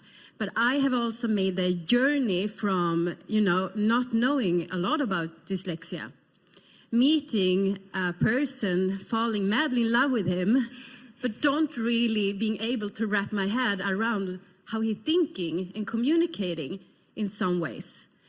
And it was such a, mind-changing experience when I don't know if I Googled dyslexic mind or whatever, and this list came up from a very relevant site. And it was explaining my then boyfriend, and I'm like, oh my God, they know him. And and that threw me on a journey to actually understand the dyslexic mind and how brilliant that is. And I think that I say that often, that I think you're one of the most brilliant people I know. But I had to make the journey myself to understand how brilliant the dyslexic mind actually worked. And so that has been a passion for me to, you know, within the foundation, to make that knowledge accessible for everyone, having a dyslexic thinker nearby, if it's a parent or a relative or a girlfriend or a husband or whatever, because it was life-changing for us, I would say. No, I totally agree. I don't know what I should say now, but the key word also is the strength. See, as we've been hearing throughout the day, the strength in seeing the difference in every person, and that has also been really helpful and play a vital role in when we started our foundation. And also for highlighting that idea, and also who is in the room, Helen Taylor, has a really interesting thought that I felt when I heard it some years ago. I felt my self-esteem got really high, and I thought, oh, that's why. She talks about her studies, says it's about bees, the bee society. And about 20% of the bees goes a little bit farther out. They're more explorer, more adventures to seek new paths of flowers or wherever it is. And it's sort of 20% of dyslexics who also are adventurers, problem solvers, outside box thinking.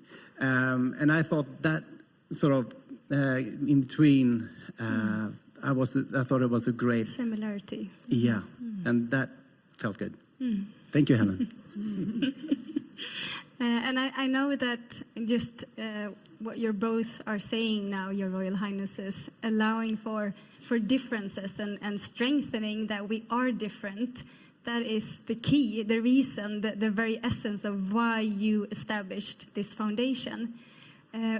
Princess Sofia, would you elaborate a bit more what you have learned during these years and what you take out from that as from living in your own situation at home?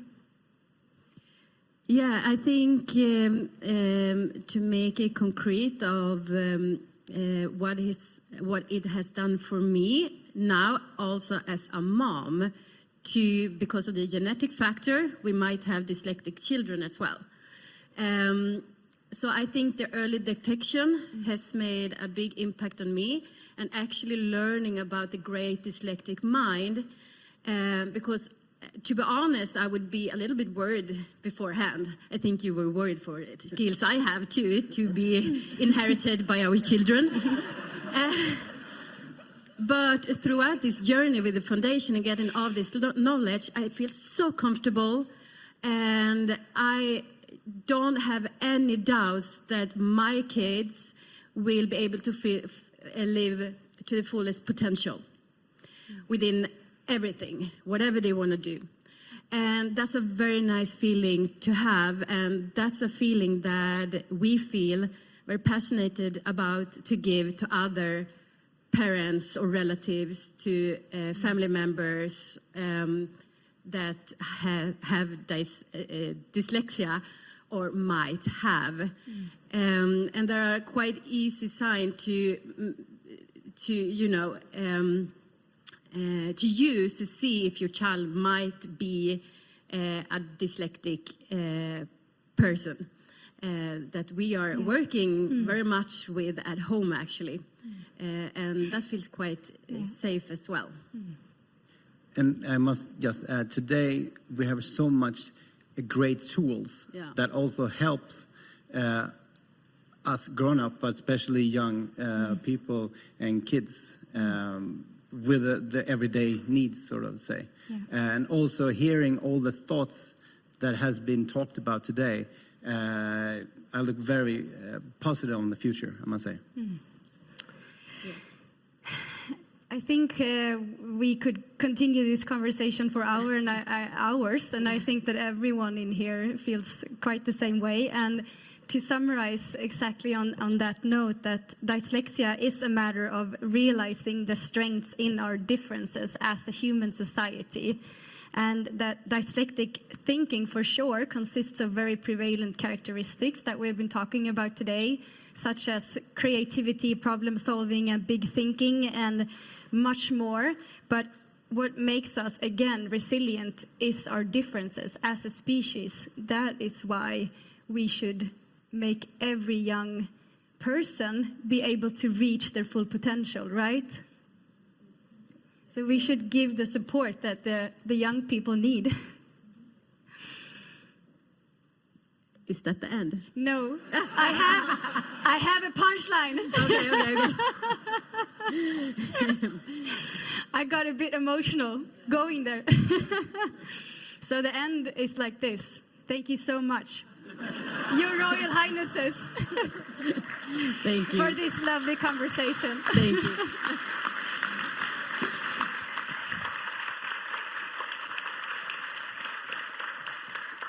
I would like the you three to sort of, in many ways, take control of the conversation. But I do want to just ask the Minister, I know we're sitting next to each other, and when Asma's poem was playing, I think you got emotional. And I think all of us probably did. You know, we know what it's like to write and then keep on having spell check. And it was just such an emotional poem. And I just wanted to know, before we even started, why that touched you and why it still makes you feel literally like you want to cry. First of all, I think most dyslexic people, especially if you're older, you have a journey behind you, and you have worked on your journey to make yourself whole again, because it is quite difficult to be different. To be honest with you, it is difficult. So, and still today, when I sit in my, I get picked up every morning by a security guard, and I sit in the back seat of the car, and I'm sitting there trying to write a small text, and I say, how do I spell that word? Yeah. I still struggle. You're the Minister of Education. Yeah, I am. Don't say that to the opposition.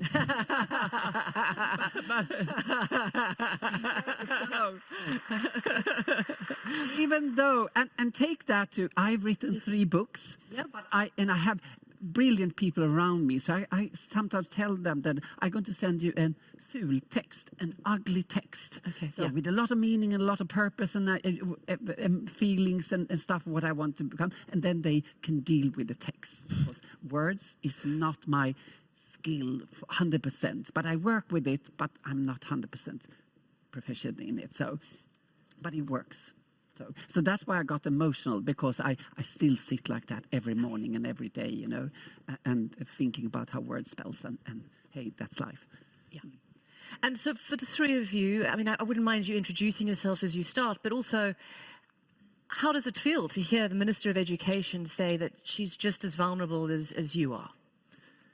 Well, we're all dyslexic people, so of course you struggle with the same things as we do. You're just a person who have more experience with it.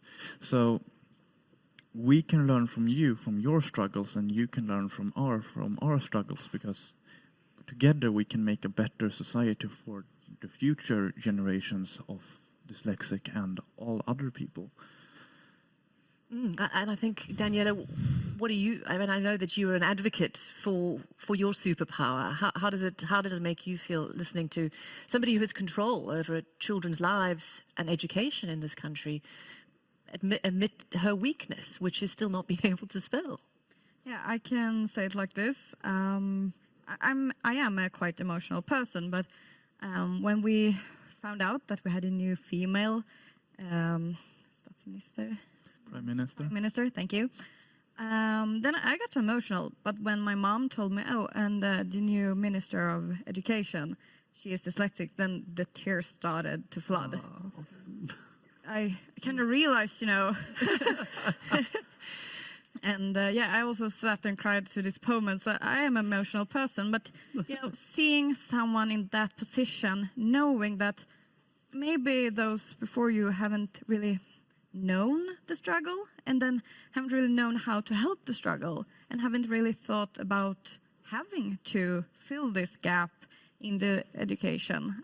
But now knowing that you have this position and knowing that you are aware, that was big. And Nicole, what would you like from the minister? What do you think she needs to do?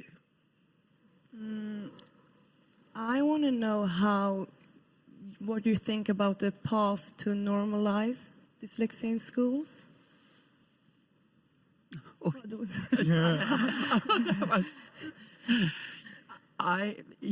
We are, as I said before, am I supposed to answer that now? Yes, please. It's a very good question. And we, first of all, we need to normalize the way we are.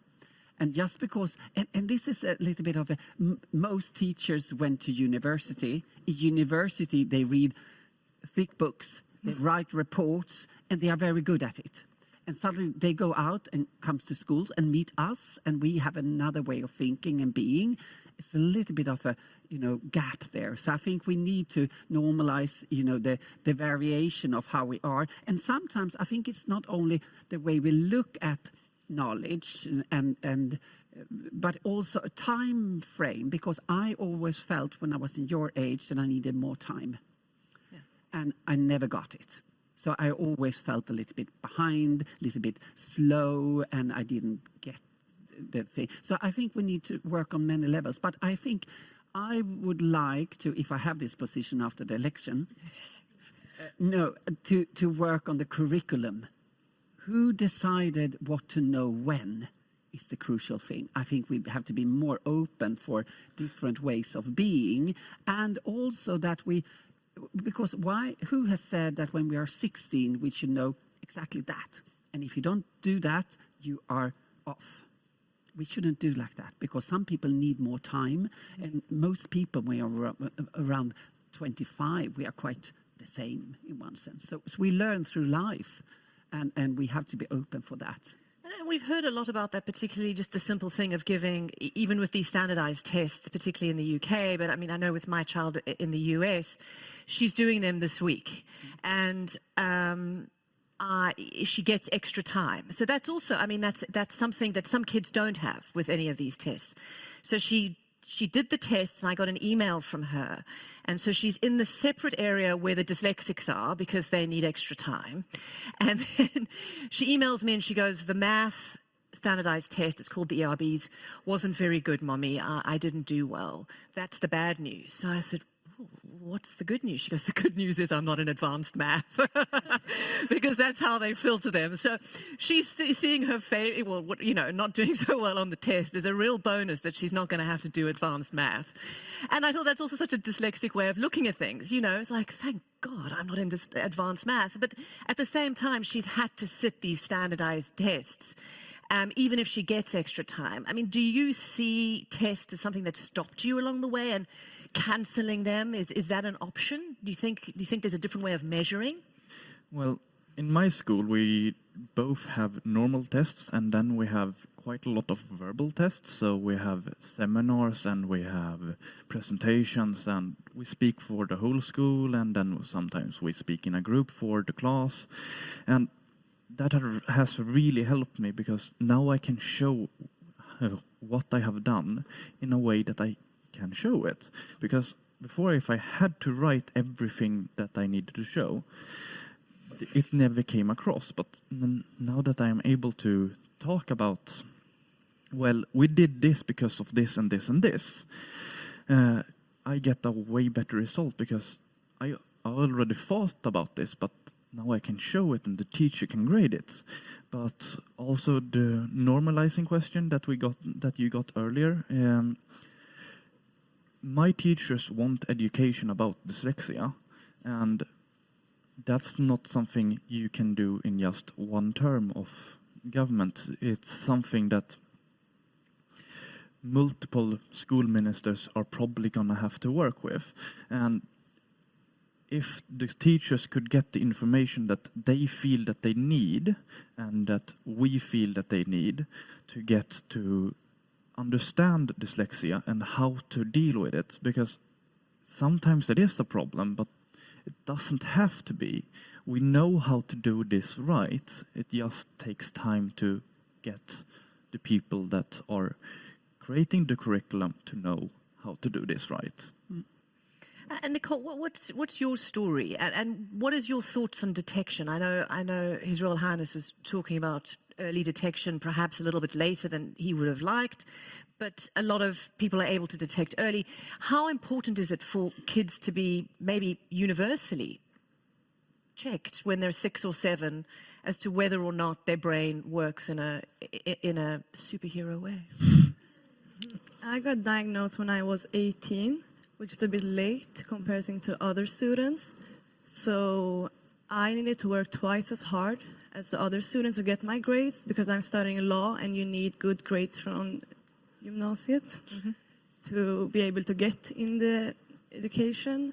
So if I got the help I needed, I think it would be easier for me. But in the same time, I learned different ways to handle my issues and my problems. So yes, it would be easier, but I'm still thankful for me that I have done this good. And Minister, what do you think about that? I mean, is universal testing one of the important aspects of this? It's a very tricky question, because I did the same journey as you did. I felt so ashamed of having this. And I struggled with the shame for many years. And so I tried to compensate, and I got my ways, and I felt like I was cheating, but I really didn't. I had other coping mechanisms.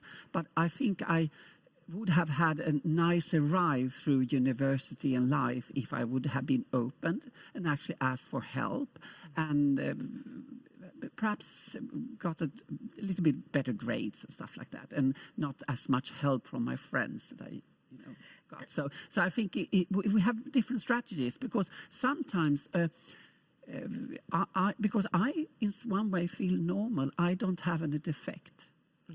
So even though they call it dyslexia or word blindness in my days, I think I need to say that, yeah, this is the way I am, and I don't want to put a stamp on it. But sometimes that stamp could be important to understand how I am, so I can cope and get help and stuff like that. So it's very tricky to know how to deal with that. And I know, and Your Royal Highness was talking about that sense of self-confidence and self-esteem. And I know with me, I was kept back a year. I went to 4 schools by the time I was 10, and was never diagnosed. But I did have one thing, and that was a mother who was not having anything. No one was going to call her child stupid. And in many ways, if it hadn't been for tough mothers, knowing their kid wasn't the stupidest kid in the class, I think a lot of us wouldn't be where we are. And I know that you've had this experience of having a good tiger mom who fought for you. And in many ways, that's also become part of your story. Yes.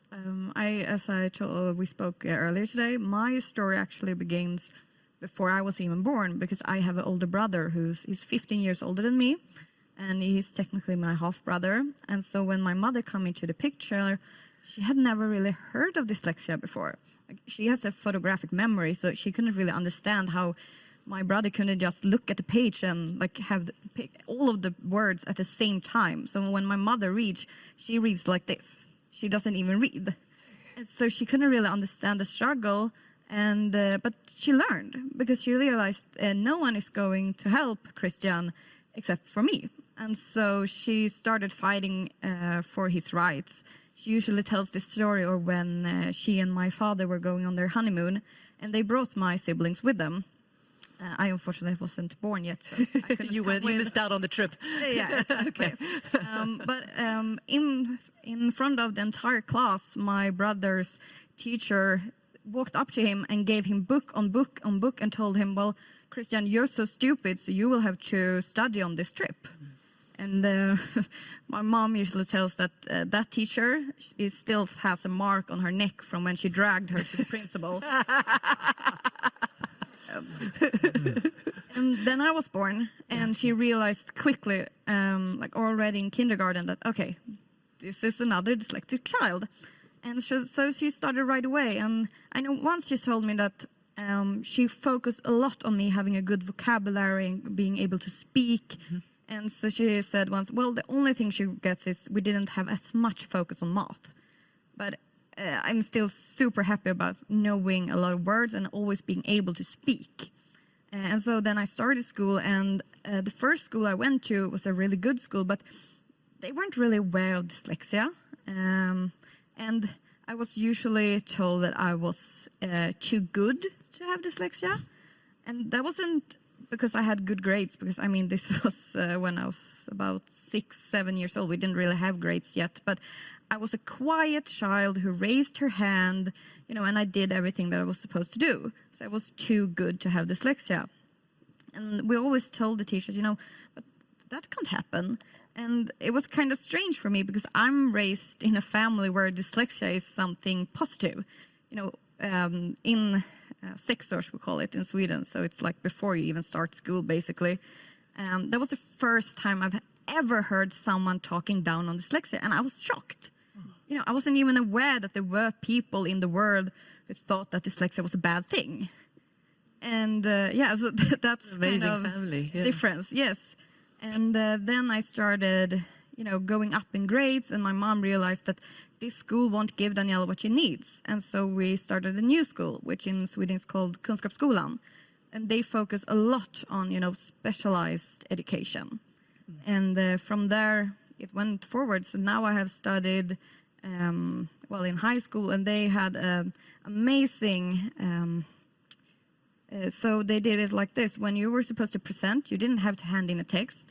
You could do whatever you wanted as long as you showed that you understood the work. And that resulted in an A and a really embarrassing rap somewhere on YouTube.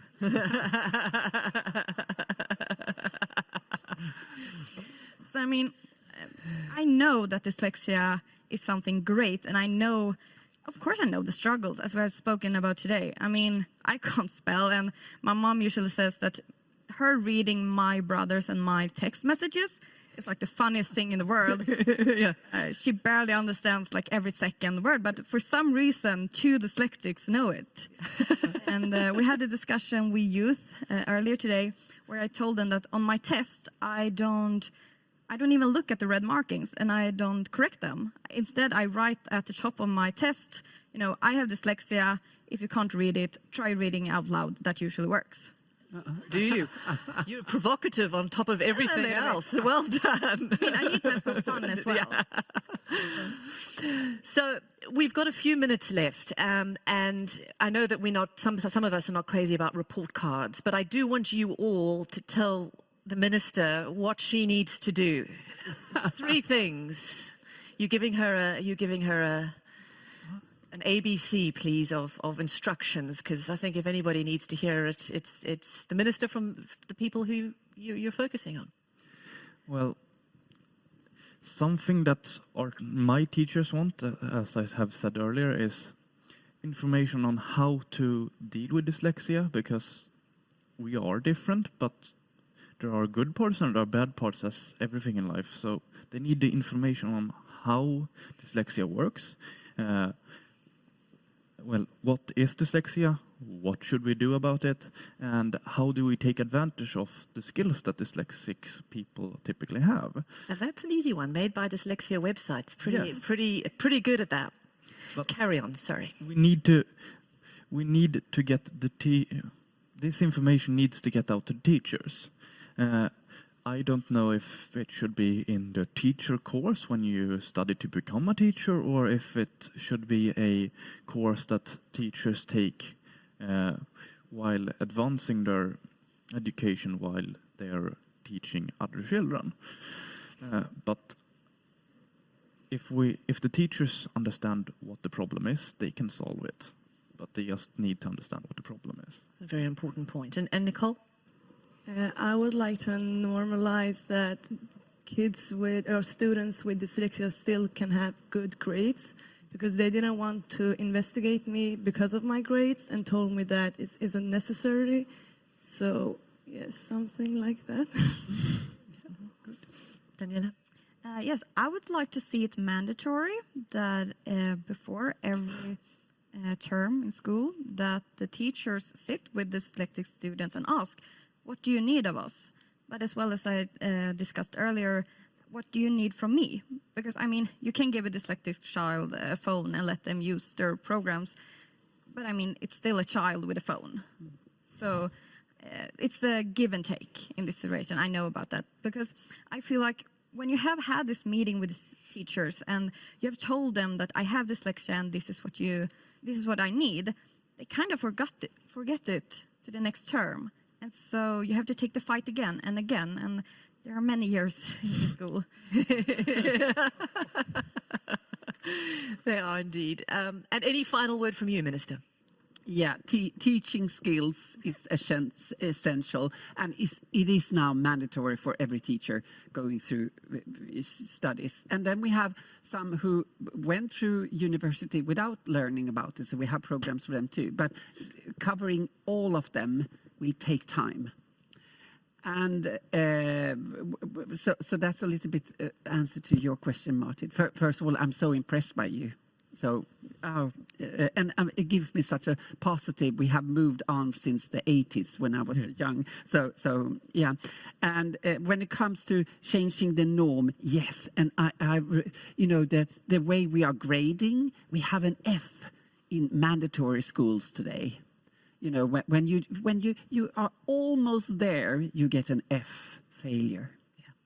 So we can't have that. We need to grade, and we have to see different things, and we actually need to see the positive things. So we actually can't say that, oh, you can't be dyslexic because you have a B in a grade. You can be dyslexic and be very successful. So we have to take that into equation. And I would like to start working on the curriculum later on.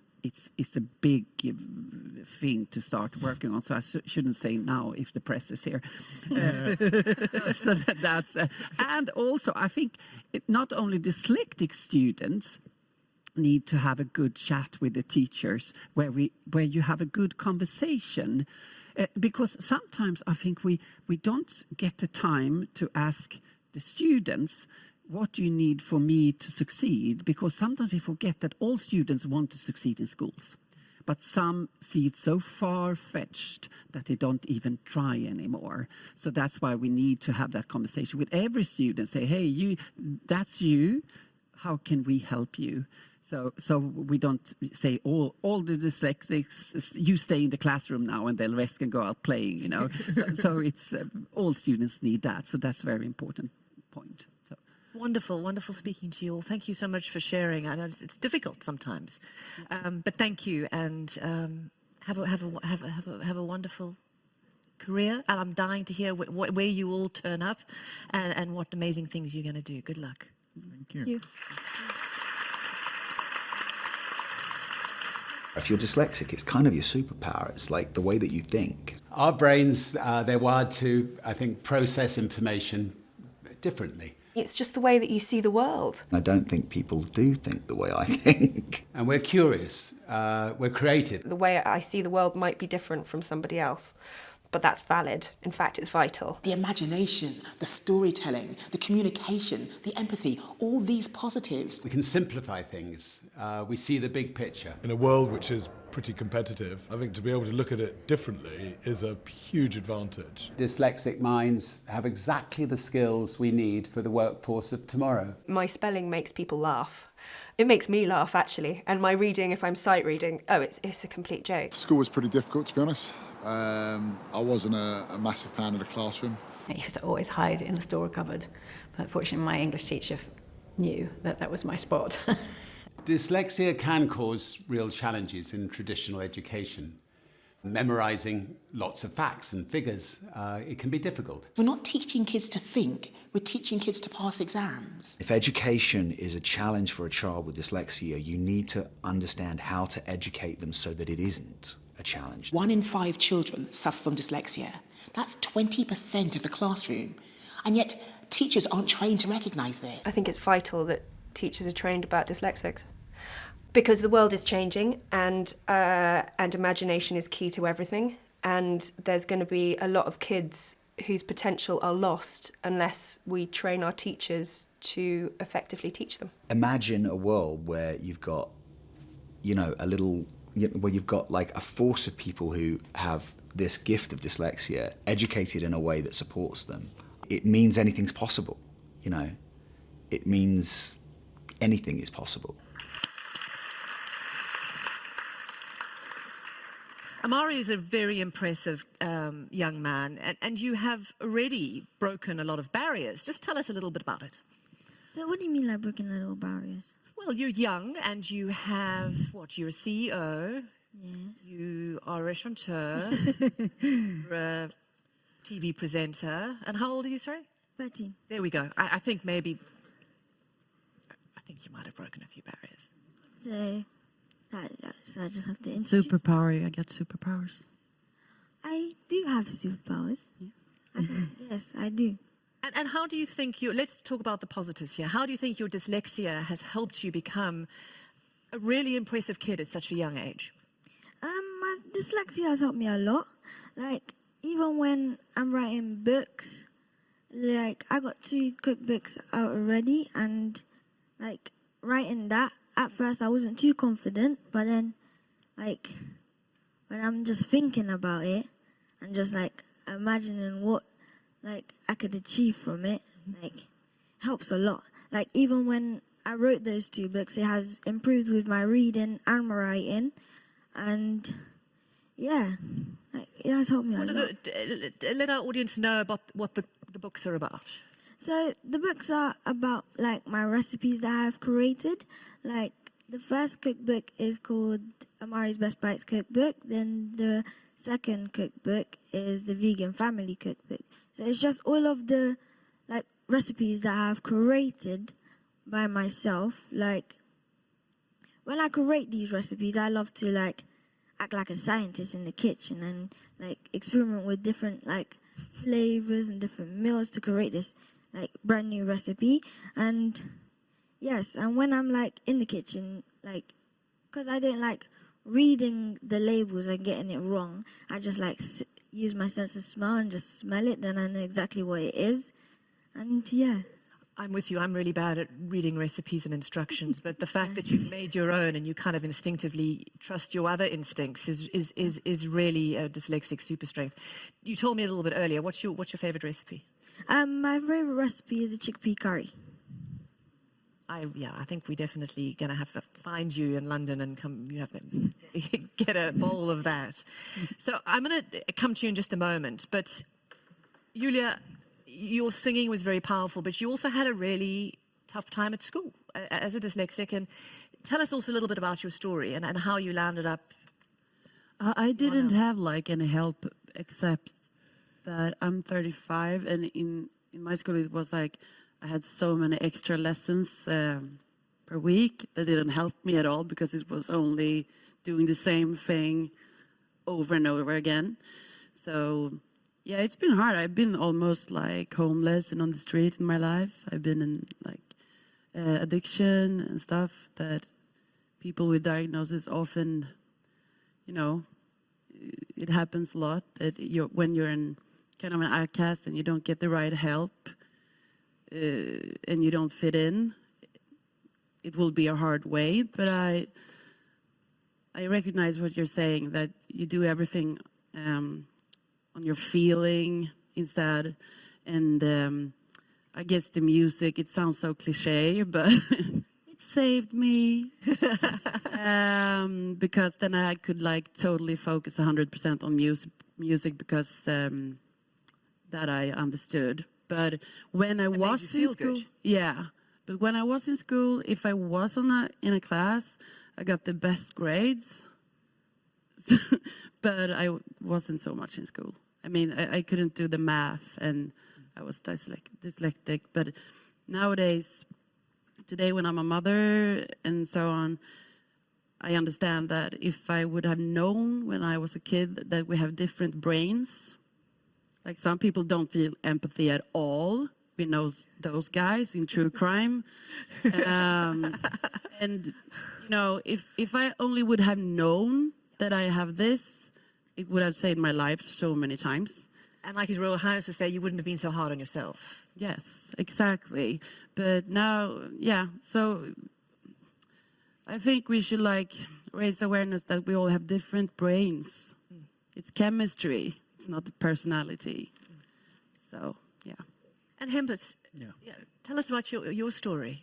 Yeah, I'm a comedian and a YouTuber, so I do sketches and fun stuff on the internet and so on. So I have done a lot of sketches and comedy bits about dyslexia, and it was appreciated because it's fun to use comedy as a weapon and raise awareness about it. Yeah, so I once saw a T-shirt that said, "If life gives you melons, you know you're dyslexic." You see, it works. You can take I'll take that one. Okay, yeah, take I'll it. do that. You can.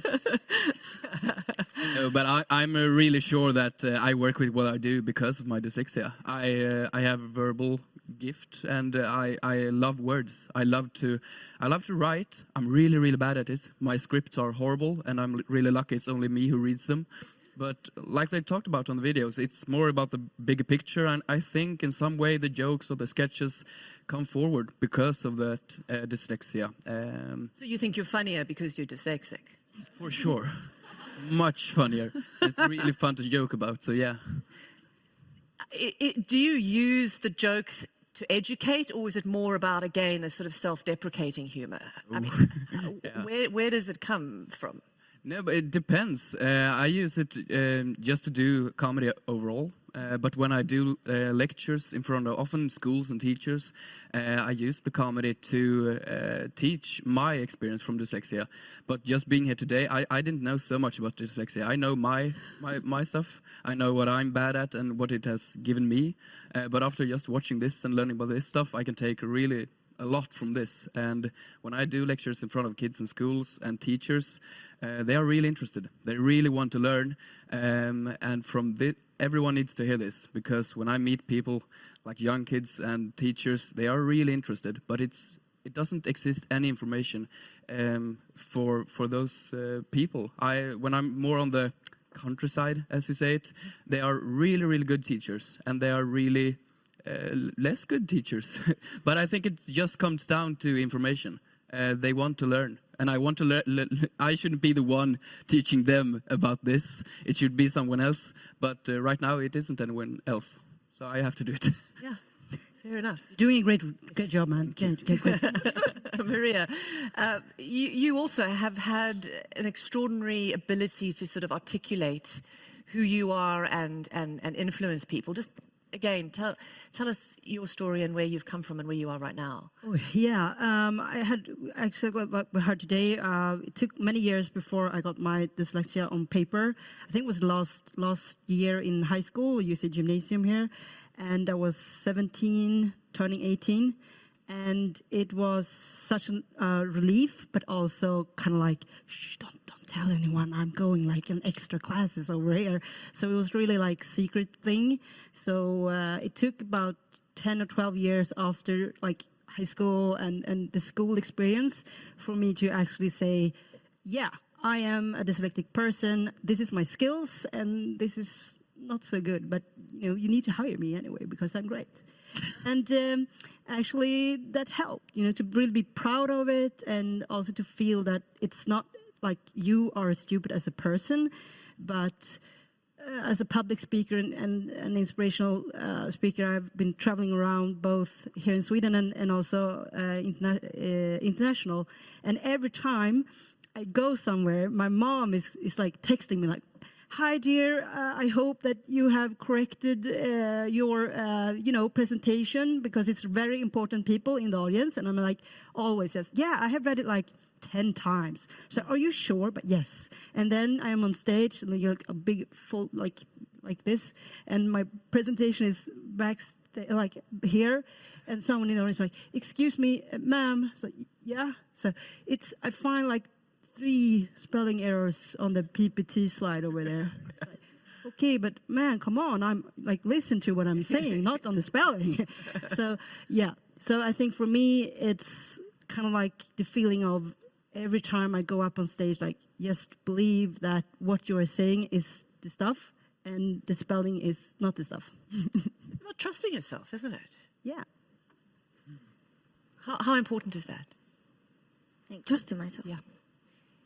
That, to me, like, trusting myself is really important, as, like, when I What do you mean, like, you trusted myself? Okay.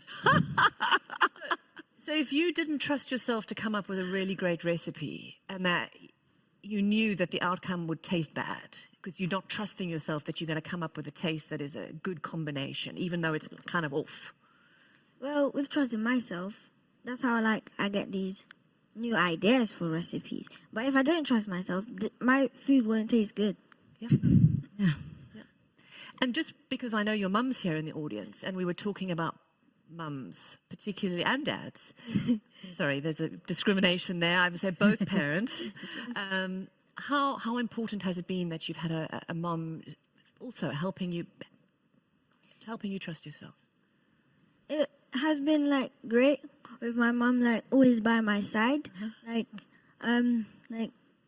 when she was like sick and stuff, then I was trying to like get her better, and like when I started my business, like she was always there. Like she thought that, but first when I started and I wanted to go to like the business fairs and all of that, then she thought that I just wanted to like check it out and see how it's going. And then I asked her to do my packaging, and then she was like shocked, since she was like already like she was doing these talks since she's I would say she's a professional talker because she was always on stage. And then I started my business, like she put that all to aside, and then she became my manager and then started sorting everything out for me. And then I asked her for LinkedIn, and we started getting like so many other events to go to, and she was always there. Like she has never just like betrayed me in a way. Yeah. Like she has never done that. Like she's always been there. I think how important is it, again, for people like you who are successful, all of you, to be articulate about your dyslexia? For those kids who don't have a mum or a dad, who's saying, you know, go for it. This is important. You can do it. You're not stupid. You know, do you think you matter being so public about this? Everybody should do it. In Sweden, we have something that's called jantelagen that I grew up with. It's starting to disappear now, new generations, but where it should be like not too much and not too little, like somewhere in the middle. It's a Swedish word. I've never done a homework. Nobody did homeworks with me, so I kind of, and when I was like on the dark side of life, I met a lot of people who were like geniuses, but they never had that support. And I've always been really like, I guess that's also my one diagnosis, but I've always said things loud. It's not because I love doing it. I think it's so important and natural to just be like, I'm like this, how are you? Tell me about yourself. Like, it's common sense. Everybody should do it, especially people who are like, I don't know, quiet, and everybody should do it. And I'm really happy that you're doing this, and the Prime Minister and everything talks about it. I think it's so important. Everybody should just talk more. Really. I don't know. And I think, I mean, you brought it up as well, Your Highness, that sort of sense that a lot of dyslexics tend to be rule breakers, or at least the bees who go a little bit further, who are sort of a little anarchistic, however you say that. There we go. And do you feel like, in many ways, there's sort of a radical gene in there that you're, that I think it worked when we lived in a cave. Yeah. I don't think that was a problem then. But it's a problem now. Maybe I was like, maybe I should try this mushroom. And the other was like, no. And if maybe I went out because it's boring in the cave, maybe I would be like, let's build a balloon. We can fly. And maybe my friend could come and be like, yeah, but I think we need food. Yeah. And I think we have to think about details. Yeah. And then it was perfect. But nowadays, we have to like change the whole system a little bit. more cave. Heavens and Maria, what do you feel about being rule breakers, potentially being slightly, as the minister said, slightly crazy? Yeah. Yeah, I actually spoke with my old science teacher yesterday, and we had a call randomly, so we haven't talked for 10 years. And we talked about the dyslexia because I got help writing a book about it, and we talked about it. And he was so afraid that he was the teacher who didn't see this, and he was really sad about it. But he said that he was really glad because I was really verbal in class. He loved that. He loved that conversation.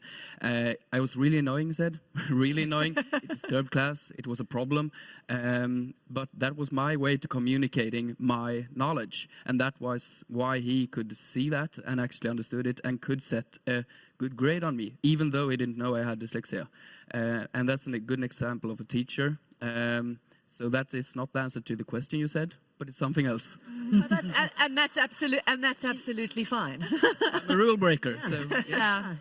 Came at it from a completely different way, which is absolutely We just ignore the questions in this panel. That's so bad. No, I actually I'll just leave you. I'll go and get some coffee. Yeah. I actually totally agree. The school system is amazing in so many ways, but also over time period, it's get better, and that's good. I have worked for 15 years with teachers all over Sweden to try to train young minds in seeing the positive skills that they have and be as far away from doing right, and actually train them to maybe doing wrong, like not wrong, but maybe like experimenting, because dyslexia people have. We talked about it in the Ernst & Young report as well, and Made by Dyslexia. Made by Dyslexia. This is hard in English. It's hard to say and spell with you. And like in the report, you really can see like this is the skills that the future workforce needs and are searching for. But that skills is not the skills we actually are giving space in school. This kind of skills is also matching very, very well with the entrepreneurial skills and how to train and really like train the innovation power. And every child is amazing in this. Like you have the curiosity, you have the playfulness, and you also have the urge to learn, and then you destroy it. Yeah, and then we destroy it. But that three elements is the best way to create a very good environment for people to grow and to train these minds that we actually need of the future. And I think that's very important that we are out in schools, talk about it, showing up as ambassadors, train them, make them believe in themselves really, really early on, and that books are not like always the way to go. And I really like that experience feeling of I try this, it goes in some way, and then I can reflect and try it again. So you don't have like one chance when you train your body and your mind and your skills. You have like 100,000 opportunities to make it right. But in the school system, it's like, okay, I did this test and I failed. I got 4 points of 60, and I'm like, okay, I'm dropping out of Uppsala University right now. I actually did that. So it's kind of like, I want to see more of, I see this in you, you're amazing at that, like go for it. And I'm really glad that you are doing at the early age you're doing. I wrote my first book 2 months before the pandemic, and I have never cried so much in my whole life. Yeah. You're lucky because you're part of a generation and who is celebrating your difference in many ways. And I think many of us still feel a little bit of shame around our school experience. How do you think you have conversations with your friends who aren't dyslexic? I mean, do they what is the conversation you have? We just have normal conversations. Mm-hmm. Do they point it out and say you're dyslexic, or do you say, hey, you say something or you do something like, oh, sorry, that was just me being, No. For some reason, I don't tell my friends that I'm dyslexic. But when I was in secondary school, I told people I was dyslexic. But when I was in primary school, I never told anybody. Mm-hmm. Like at first, when I was in year 5, I knew I had dyslexia. But when I was in like year 4, 3, and 2, I never knew I was dyslexic. I just thought like I wasn't smart. Yeah. And yeah. And then... So as you go through the school system, and we've heard in England how there's a lot of standardized tests and stuff, how do you feel as you hear about sort of what's ahead of you, where you know you're already a CEO and a presenter and a, you know, super recipe maker? How do you feel about doing the GCSEs, for example? Well... Do you think they should be banned, cancelled? They shouldn't be cancelled, because they're helping some kids. But with dyslexic kids that don't, like, get what they're trying to say, why they're giving you a test to do to get to secondary school, or if you're already in secondary school and they're giving you like these exams to do, like they just need help. Like with kids, they think that they have a disability. Like I thought I had a disability, but it's not a disability, it's just a learning difficulty. Yep. And yeah. How much do you look to the future? We've talked about future jobs, I mean, and future problems. You've got climate change, we've got what's happening now geopolitically, we have, you know, real issues around skills and stuff as well. The world is in such a period of change. How important is a dyslexic ability to be sort of a futurist, to leapfrog over some of these real problems and create a vision of something that hasn't even been articulated yet? No, I think this is why it gives me so much hope with this, with hearing all the stuff that people realize now that dyslexia actually gives you like a superpower, because it's especially exactly those things people are looking for in the future. And as you say, with AI and everything that's coming, and we're going to need so much more of the creative part, the things we talked about today, and that's what gives me hope about it. And I after today I see really bright on the future. We're going to fix this with the school system, the grades, all that stuff. I think we're going to sort it out, but after this I see it like a bright future actually. Yeah, I totally agree. I was changing my LinkedIn status a couple of weeks ago, where when the skill sets come up, and I got really positive feedback. And I have been an entrepreneur for like my last step from, like when you say like, "Oi, I taken the student," you say in Sweden. Yoo-hoo, yeah, exactly. Like, yeah, I made it. I survived. Like how many years in school? I don't know. And then I started my first company, and the creativity into being an entrepreneur and living and working as an entrepreneur has been great for me. But after the pandemic, I lost like 90% of all my clients, like in 2 days when the pandemic started. And my mom was like, please, Maria, can you just take a normal work? Please, can you just be normal? And I was like, yeah, I can try that. And then I didn't do it. I wanted to like continue, just to psych myself out during the pandemic. And then after I met Ernst & Young and we had like the panel with the foundation and the report, I fell in love with the report, and I took it with me to a job interview. And we were talking about it, and I showed it, and I got to work after that. So yeah. And the CEO actually asked me after the interview, so what do you need to really thrive in this role? Because I believe in you, but what do you need? And I said, I need a person who I can call or email, and that person should like have a full-time job just to correct my texts. He was kind of like, yeah, I can make that happen. Fantastic. Yeah, and he was like, are you sure it's full-time job though? Like, maybe 20%. Well, that's why I married my husband, because he does that for me. Yeah. Perfect. Isn't the most important. I was looking for my first employee now for doing just YouTube stuff, and I got a dude with really, really bad dyslexia, and he's amazing. he writes funnier jokes than me, so I actually think dyslexia has that superpower. So I got him. So we're both now writing scripts as two dyslexics in one office, and it's really, really bad spelled, but he's the best employee ever. So yeah. And you must laugh a lot. Yeah, we do. At the spelling. I think the future is like a good company is only communication. People are not that good in communication. But if everybody knows how they are, it's easier to communicate. It's not really a big deal. Like, I have friends who are like my opposites in autism and stuff. Why are they forced to do things that I do good and so on? But if you know you have something that you are in a certain way, it's so much easier if you're colleagues, because then you can talk to each other, and I think communication is key. And I guess the future is bright in some ways. But in Sweden, we're really good at actually take care of people with diagnosis and stuff. Yeah. The information is there. It's out there to get it. And as long as you know who you are, it's easy to live. Yeah.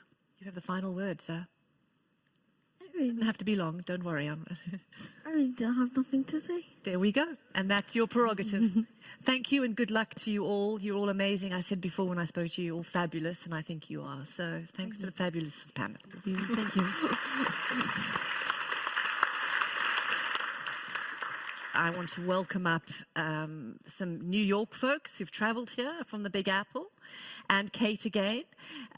So we have Carolyn Quintana and Frank Carone, and I would very much like you to come up and talk about where we're going next, because it's not just about the future in terms of the big picture about what we're all thinking, but it's also literally next year and what the plans are, and there are some really, really fabulous plans.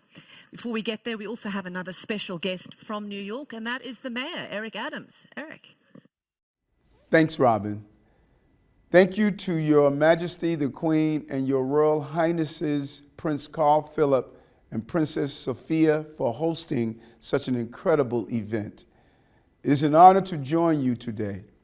I'm delighted that the World Dyslexia Assembly is coming to New York City next year, and that we can carry on the vital work that you have started. Dyslexic thinking is not a disadvantage. It is a different way of thinking, and it can transform the world around us. My own dyslexic thinking helped me see the world in new ways, to challenge inequality, to see what could be, not just what is. I didn't allow my dyslexia to hold me back, and now I am mayor of New York City. By changing the way we think about dyslexia, we as a society can unlock the untapped potential in those who might feel less than. Our city has failed too many kids whose dyslexic thinking skills were not spotted or supported.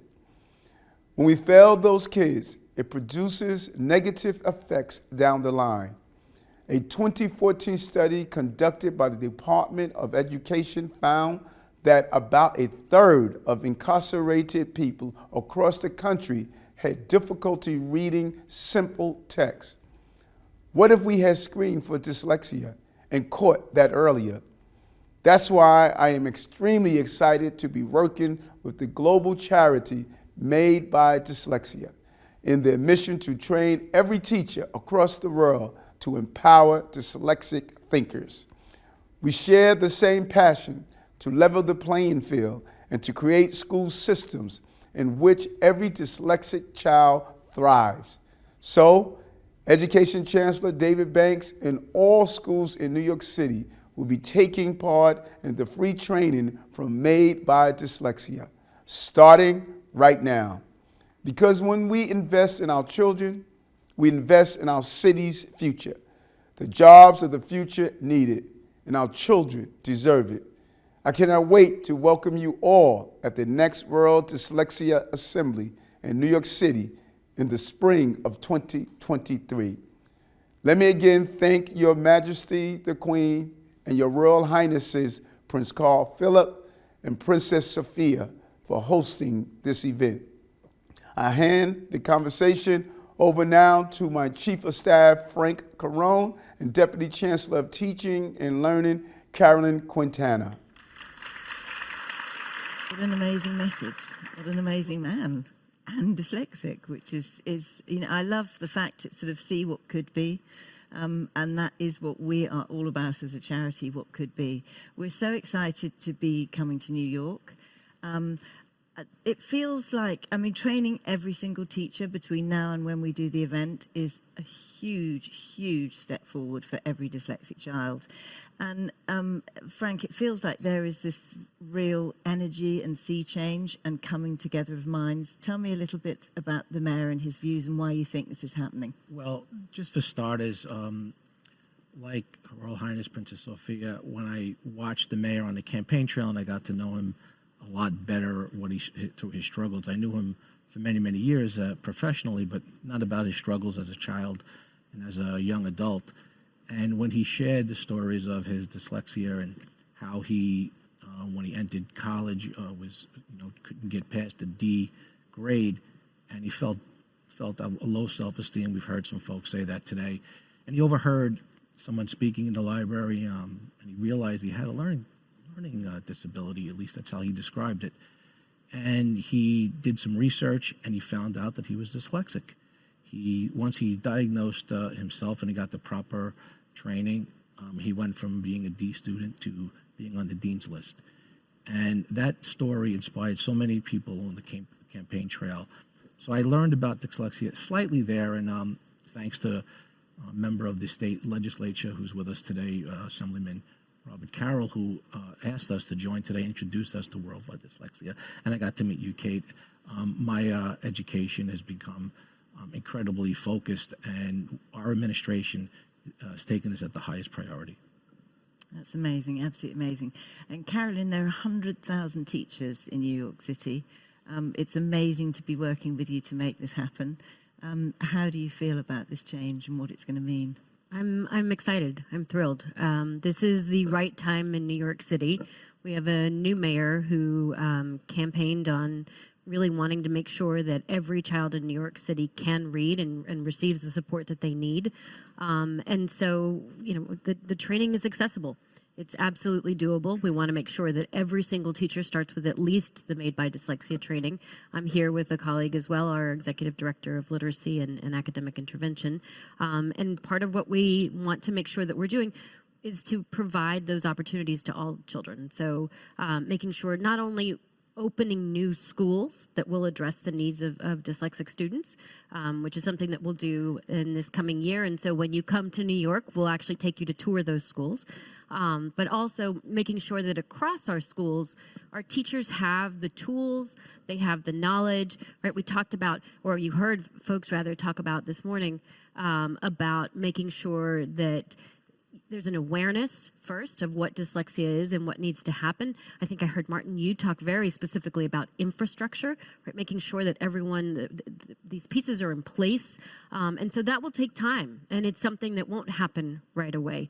And we don't have, unlike the minister who mentioned that, here, all of the teachers who come out of college have received that type of training. We have not. And so that's something that we will need to campaign for as well, and we'll need to make sure happens, but we'll start now, and we'll start with this training. And the really exciting part is that typically in New York City, the mayor and the chancellor have to negotiate. Our mayor and this chancellor are both, they're completely aligned. And so anything that I want to have happen is going to happen. And part of what we're really excited about is that this is going to happen. This is a mayor who said, I will get things done. And this is something that's going to get done. So we're really, really excited to have you come to New York and really see that in motion. It's a dyslexic trait, you see, getting things done. It's the urgency of moving forward. So, we are so honoured to be working in New York because they do say, don't they, if you can make it there, you can make it anywhere. But certainly for the changes that we'll be able to make in the US from that, I think will be absolutely fantastic. So is there, just in terms of what you hope will happen at the event and after the event, how do you see training every teacher and focusing specifically on dyslexic strengths? How do you see that change in New York? The effect of that's going to be profound. Although I do take issue with what someone said earlier about the cutthroat New York businessman. I think I heard that early on. I made a note of that, by the way. We'll have to fix that.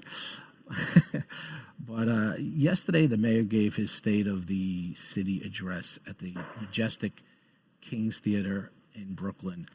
and he discussed many of his initiatives, including education. And one of the things he said was that he arrived at many of these initiatives, we have arrived at many of the initiatives through listening. And we heard a lot today about empathy. So that wasn't just a speech. The mayor is an extremely empathetic person who listens. And that's why he came up with this phrase that there are many rivers that feed the sea of poverty and violence. And we have to dam each and every one of them. So without dyslexic screening, in at lower levels of education, and if the students have this sense of failure or low self-esteem and take a different path, it will lead to continuing poverty and violence. And regrettably, we just had a recent study that shows almost 48% of the incarcerated young men and women dyslexic in prison. So if we screen that earlier, ipso facto would mean we'd reduce the incarcerated individuals. Yeah, fantastic. It's absolutely the thing to do.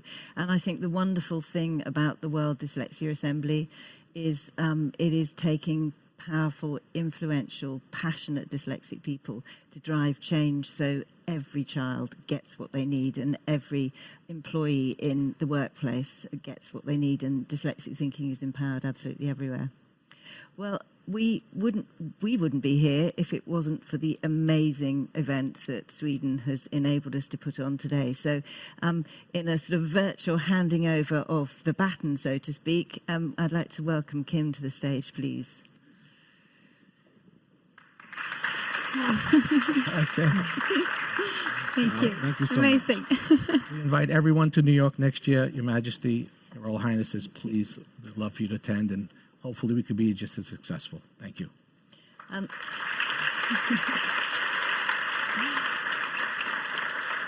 I know we're all very keen to go and mingle and network and chat, but I just wanted to say a very, very huge thank you to the Swedish royal family for all of the support you've given. And Kim, your team have been absolutely amazing to work with. And last but not least, thank you so much to Microsoft for actually funding this event today. Thank you so much. Thank you. Thank you. And I'll add my thanks to you all for being here. We really appreciate your commitment, and also to you, Kate. I mean, I think it's really clear just how much work we've still got to do, but really fabulous how far we've come. And I have, one last thing that we'd like to say. We now, as of today, have all of our dyslexia awareness training on the Microsoft Educator Centre in Swedish. So every single teacher in Sweden can now take the training for free. Wow. Thank you. Kim, would you like to say anything before we go? I would just like to end off on the note that this is the start of a great new dyslexia paradigm where we started off. So let's get the ball rolling. Thank you. Thank you.